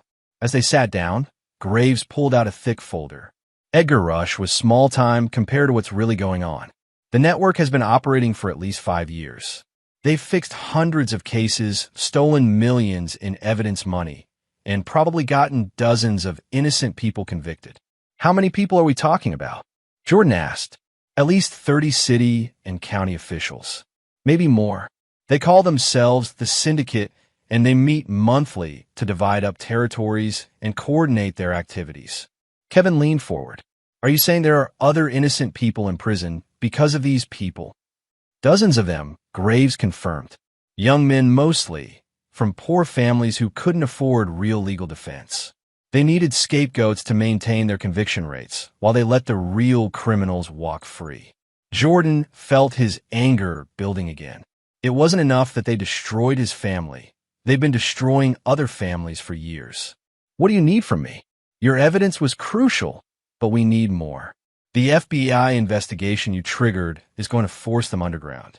We need to catch them before they destroy evidence and disappear. Graves explained that the syndicate was planning an emergency meeting that weekend to discuss damage control. Through his contacts, he learned they were planning to eliminate anyone who could testify against them, including some of their own members who might turn state's evidence. They're going to kill their own people? Kevin asked. These aren't good people, son, Jordan replied.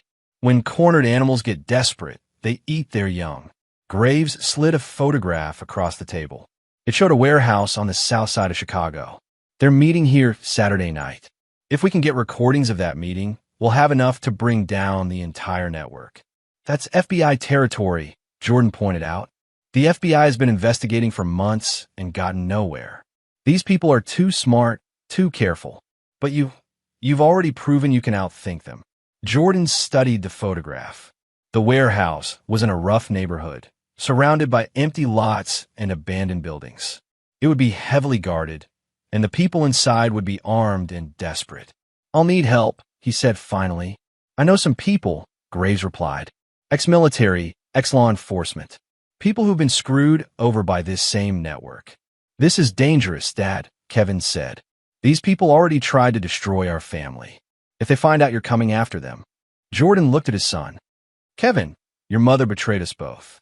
She was willing to let you rot in prison and have me killed. These people have been destroying innocent families for years. If we don't stop them, they'll just start over somewhere else. Kevin was quiet for a moment, then nodded. What do you need me to do? I need you to stay safe. Go stay with your Uncle Rick in Wisconsin until this is over. Don't contact anyone. Don't trust anyone.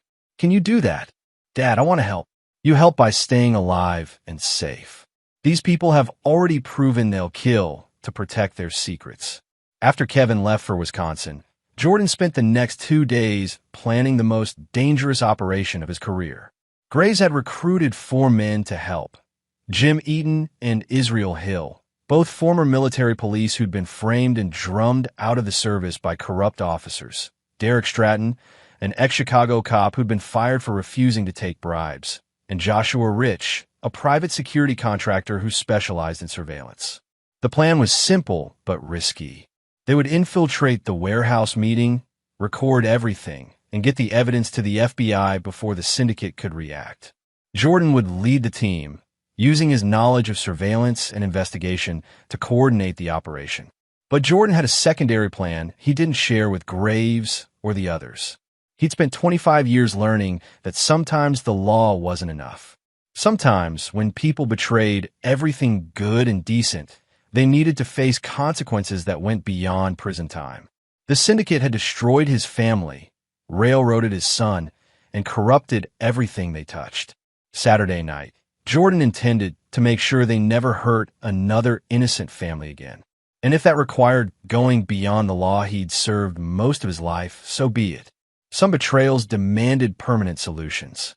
Chapter 6. The Trap. Saturday night came with a cold October rain that turned the streets around the warehouse district into rivers of oil and grime. Jordan sat in a stolen van with his team, watching the warehouse through night vision scopes as members of the syndicate arrived for their emergency meeting. Counts so far, Jordan asked quietly.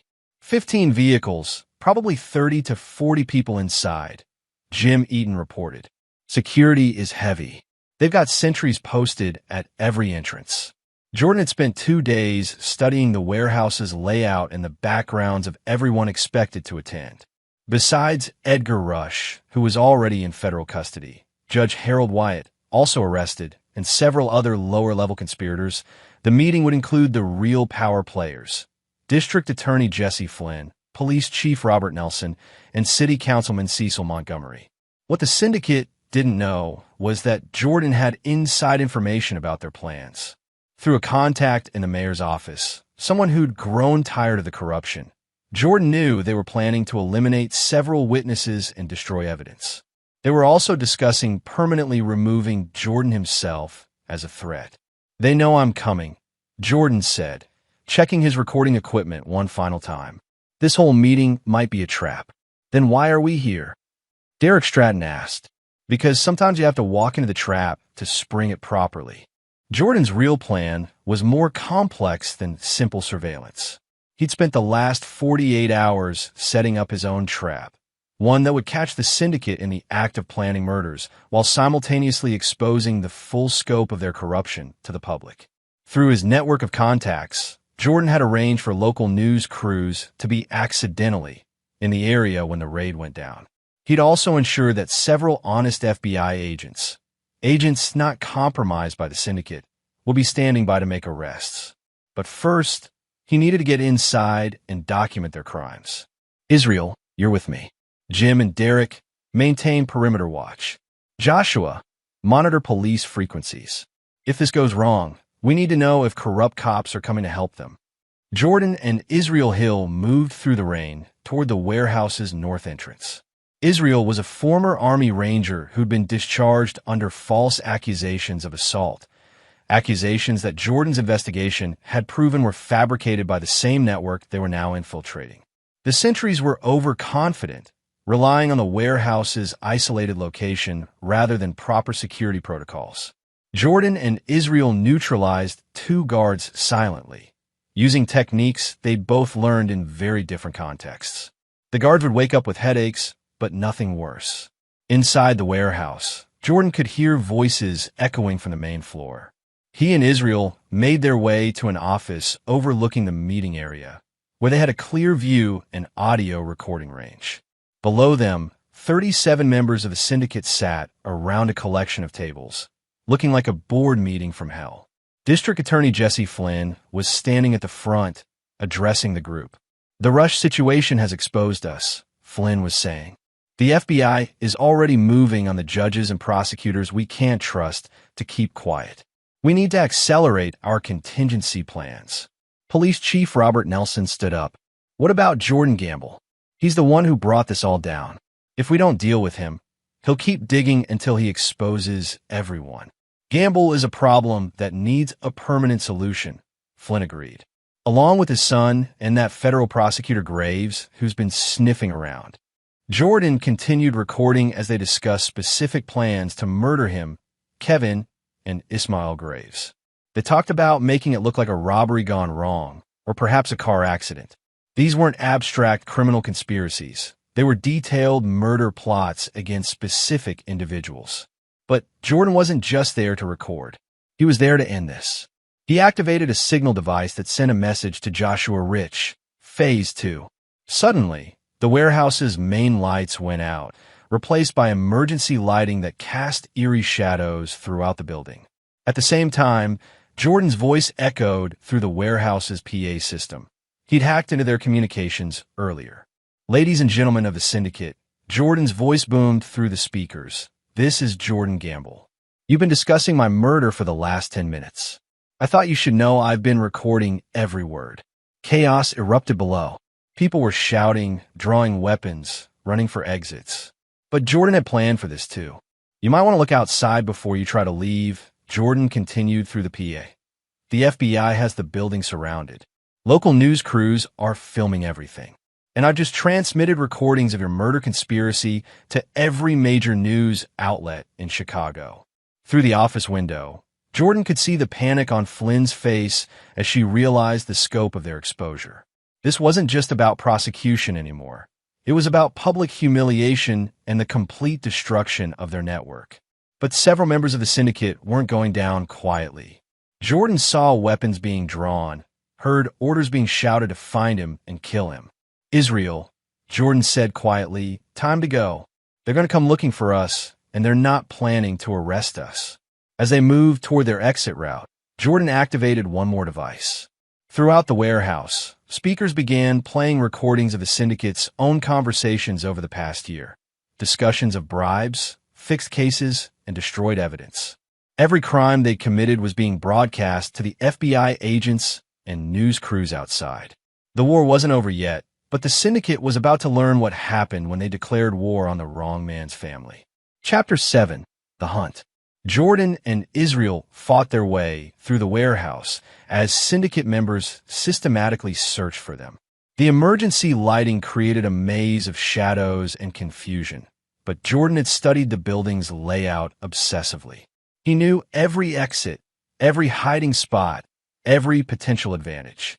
"Movement, second floor," Israel whispered, pointing to a catwalk above them. Jordan looked up to see Robert Nelson and 2 armed men moving along the metal walkway. The police chief had his service weapon drawn and was directing his men with hand signals. These weren't arrests. They were executions. "Nelson," Jordan called out, his voice echoing through the warehouse. Funny how the chief of police becomes a murderer when his corruption gets exposed. Nelson spun toward the sound, firing 3 shots that sparked off metal support beams near Jordan's position. Gamble, you should have minded your own business. My son was my business. Jordan replied, moving to a new position. My family was my business. And every innocent person you've railroaded was my business. Outside, Jordan could hear the sounds of FBI agents moving into position. But inside the warehouse, the syndicate had decided to make their last stand. If they were going down, they intended to take Jordan with them. District Attorney Jesse Flynn appeared from behind a stack of shipping containers, flanked by 3 men Jordan recognized as corrupt detectives from his central district. Mr. Gamble, she called out, you've caused us considerable inconvenience. Perhaps we can work out an arrangement. The only arrangement I'm interested in, Jordan replied, is watching you all go to prison for the rest of your lives. Flynn smiled coldly. I don't think that's going to happen. You see, we have your son. Jordan felt ice water in his veins. Kevin is in Wisconsin. Kevin was in Wisconsin. We picked him up this morning. He's in a secure location, and his continued health depends on your cooperation. Jordan's mind raced. If they really had Kevin, everything changed. His son's safety was more important than justice, more important than revenge, more important than anything else in the world. What do you want? Jordan asked. All your evidence. Every recording, every document, every piece of information you've gathered about our organization. In exchange, your son lives and you both disappear. Forever. Jordan was quiet for a long moment, appearing to consider the offer. But his silence wasn't hesitation, it was calculation. He was running through contingency plans he'd hoped never to use. How do I know you have him? Jordan asked. Flynn held up a cell phone and played a brief audio clip. Kevin's voice saying, Dad, they have me. Don't trust them. They're going to kill us both no matter what you. The recording cut off. Convince me you'll honor the deal, Jordan said. You're not in a position to negotiate, Mr. Gamble. You have 30 seconds to decide. What Flynn didn't know was that Jordan had been in contact with Kevin every few hours since he'd left for Wisconsin. Kevin's uncle, Rick Willis, was an ex-Marine who'd taught Jordan everything he knew about tactical planning. If the syndicate really had Kevin, Rick would have already contacted Jordan, which meant they were bluffing. Counter-offer, Jordan said, his voice carrying clearly through the warehouse. You all surrender to the FBI agents outside, and I don't activate the device that will bring this entire building down on top of us. Flynn laughed. You're bluffing. Am I? Jordan pulled out a remote detonator that Israel had helped him prepare earlier. I've spent 3 days placing explosives throughout this building's support structure. If I press this button, everyone inside dies, including me. The warehouse fell silent except for the sound of rain on the metal roof. You wouldn't, Nelson said from the catwalk above. You're not a killer. I'm a father whose son was betrayed by his own mother and railroaded by corrupt prosecutors, Jordan replied. I'm a husband whose wife planned to have him murdered. I'm a man who's discovered that the justice system he believed in is completely corrupted. What exactly do you think I wouldn't do? Through his earpiece, Jordan heard Joshua Rich's voice. FBI is breaching the building. News crews are getting everything on camera. Whatever you're going to do, you need to do it now. Jordan smiled grimly. Actually, Flynn, you're right about one thing. I am bluffing about the explosives. Relief began to show on Flynn's face.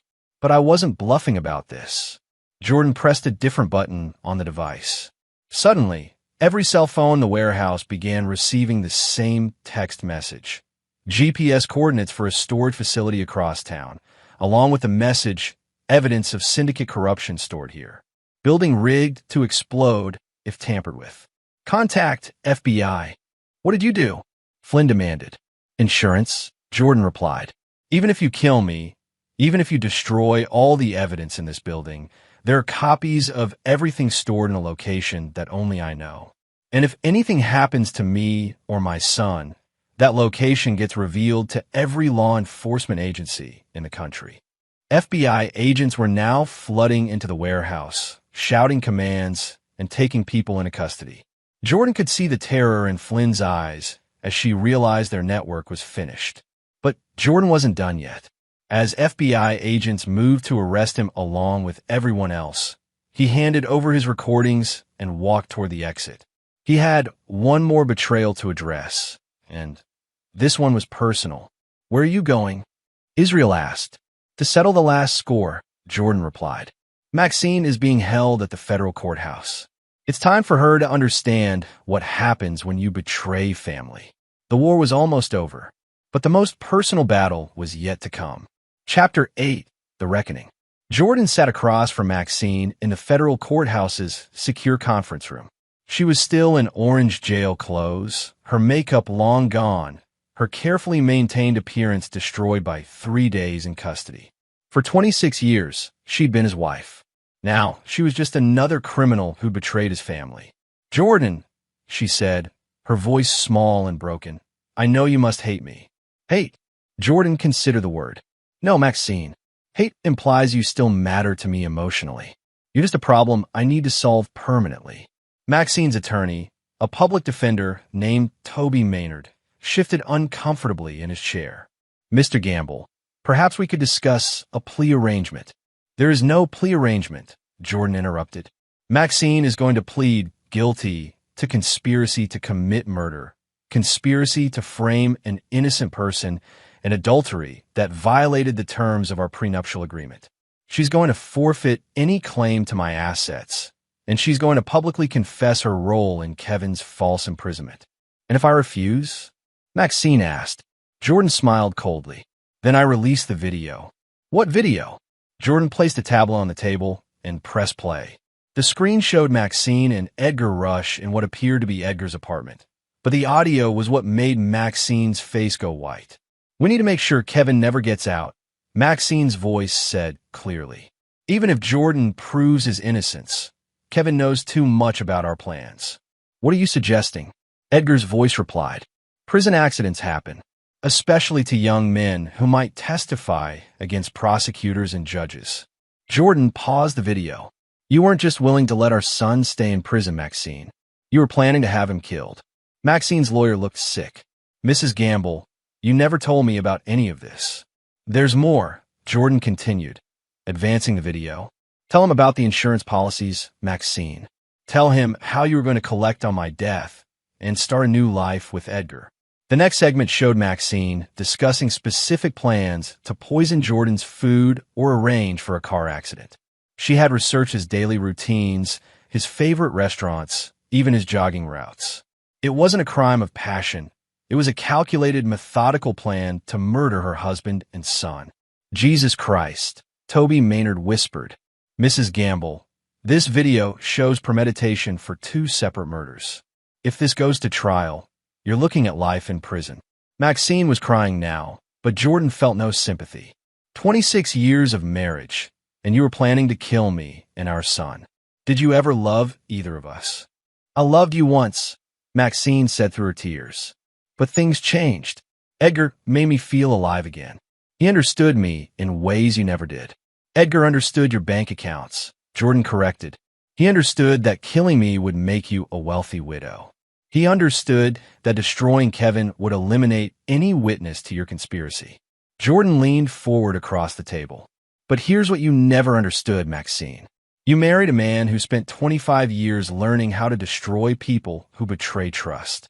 You thought you were smarter than me, more clever than me. You thought you could manipulate the system and get away with it." He gestured toward the tablet, still showing their recorded conversation.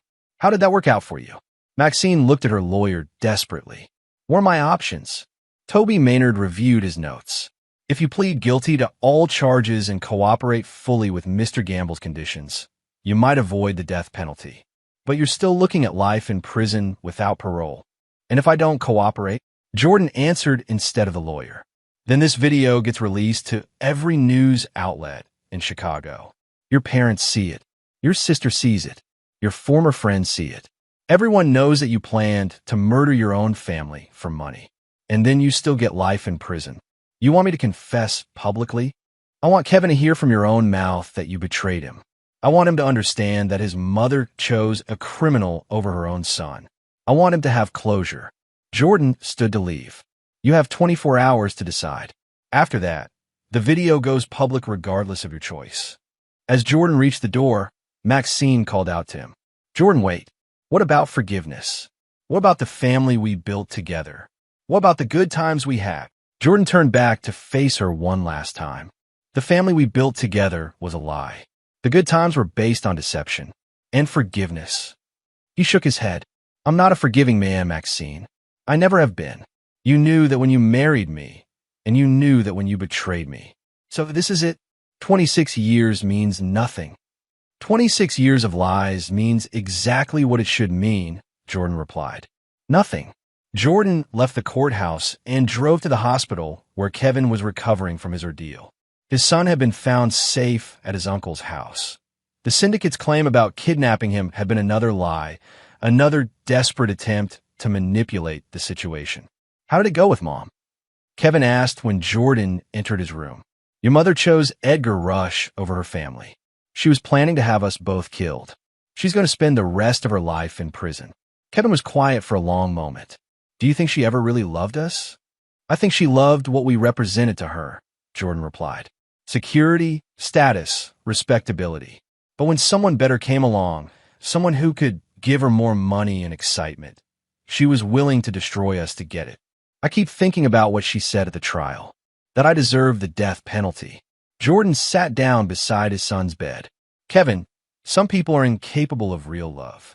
They can mimic it, perform it, but when tested, they choose themselves every time. Your mother is one of those people. What happens now?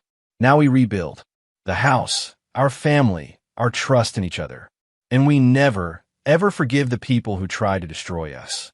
Kevin nodded. I don't think I could forgive her anyway. Good, Jordan said, because forgiveness is for people who deserve it, and betrayal of family is unforgivable. As Jordan prepared to leave the hospital, his phone rang. It was Alice Johns. Jordan, I have news. Maxine has agreed to plead guilty to all charges. She wants to make her public confession tomorrow. And the others? Edgar Rush is cooperating with federal prosecutors. Judge Wyatt is looking at 20 years minimum. The entire syndicate is being dismantled.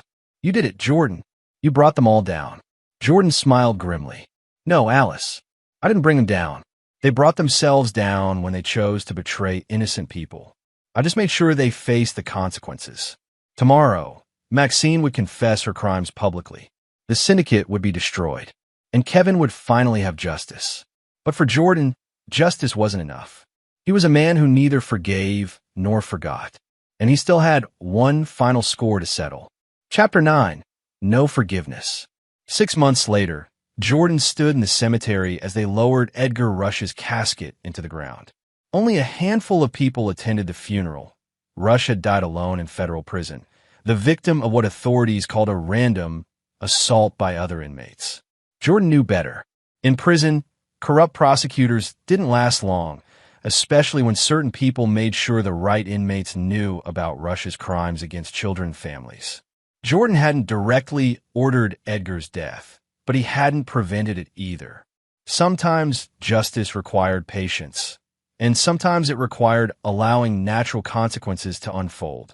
Kevin stood beside him, now 23 and finishing his degree in criminal justice. The young man had changed during his brief imprisonment and the months that followed.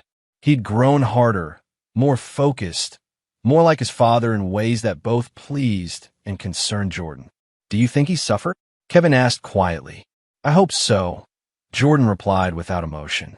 He destroyed innocent lives for money. He deserved to suffer. They drove from a cemetery to the federal courthouse, where Maxine was being transferred to her permanent prison assignment.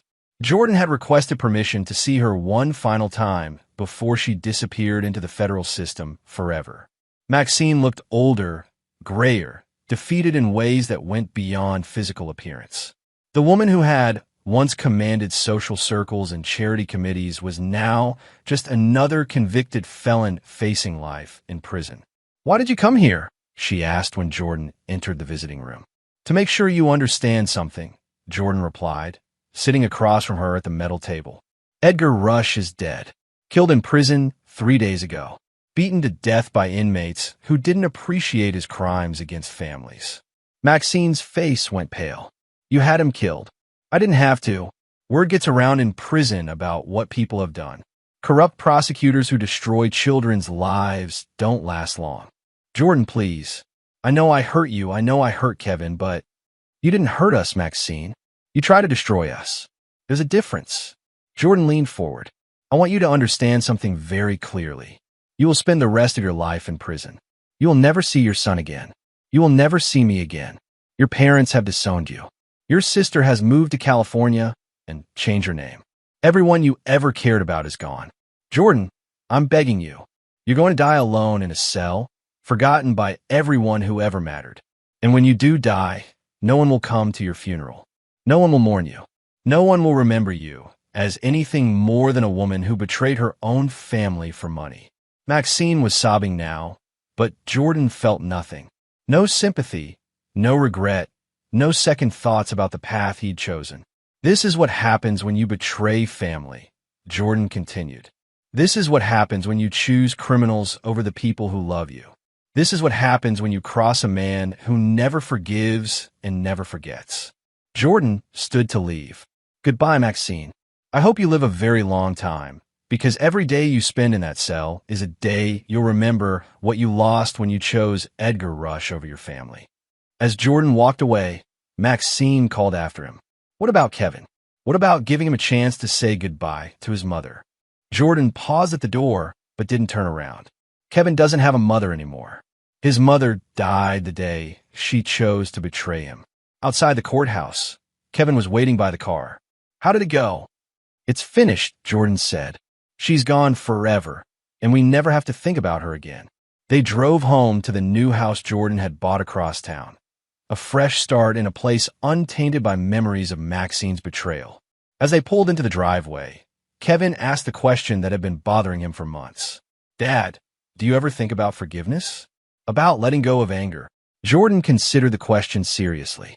Kevin, forgiveness is a luxury for people who can afford it. It's for people whose enemies show remorse, who try to make amends, who deserve a second chance. And our enemies try to destroy us completely. They were willing to see you rot in prison forever. They were willing to have me murdered. They felt no remorse, showed no mercy, and would have done it all again if they'd gotten away with it. Jordan turned to face his son. Forgiveness is for people who deserve it. Maxine and Edgar and the rest of them forfeited any right to forgiveness when they chose to betray family. Some lines, once crossed, can never be uncrossed. Kevin nodded slowly. I don't think I could forgive her anyway. Then you're learning, Jordan said with satisfaction. You're learning that loyalty is everything, that trust once broken can never be repaired, and that some betrayals demand permanent consequences. That evening, Jordan sat in his new office, looking at photographs of Kevin's graduation from the police academy. His son had decided to become a detective, following in his father's footsteps in the pursuit of justice. But Kevin had learned lessons about justice that went beyond what they taught in textbooks. Jordan's phone rang. It was Alice Johns. Jordan, I want to let you know, Judge Wyatt died in prison today. Heart attack, they're saying. Natural causes? As natural as anything gets in federal prison when you're a corrupt judge who destroyed children's lives. Jordan smiled. Thank you for letting me know.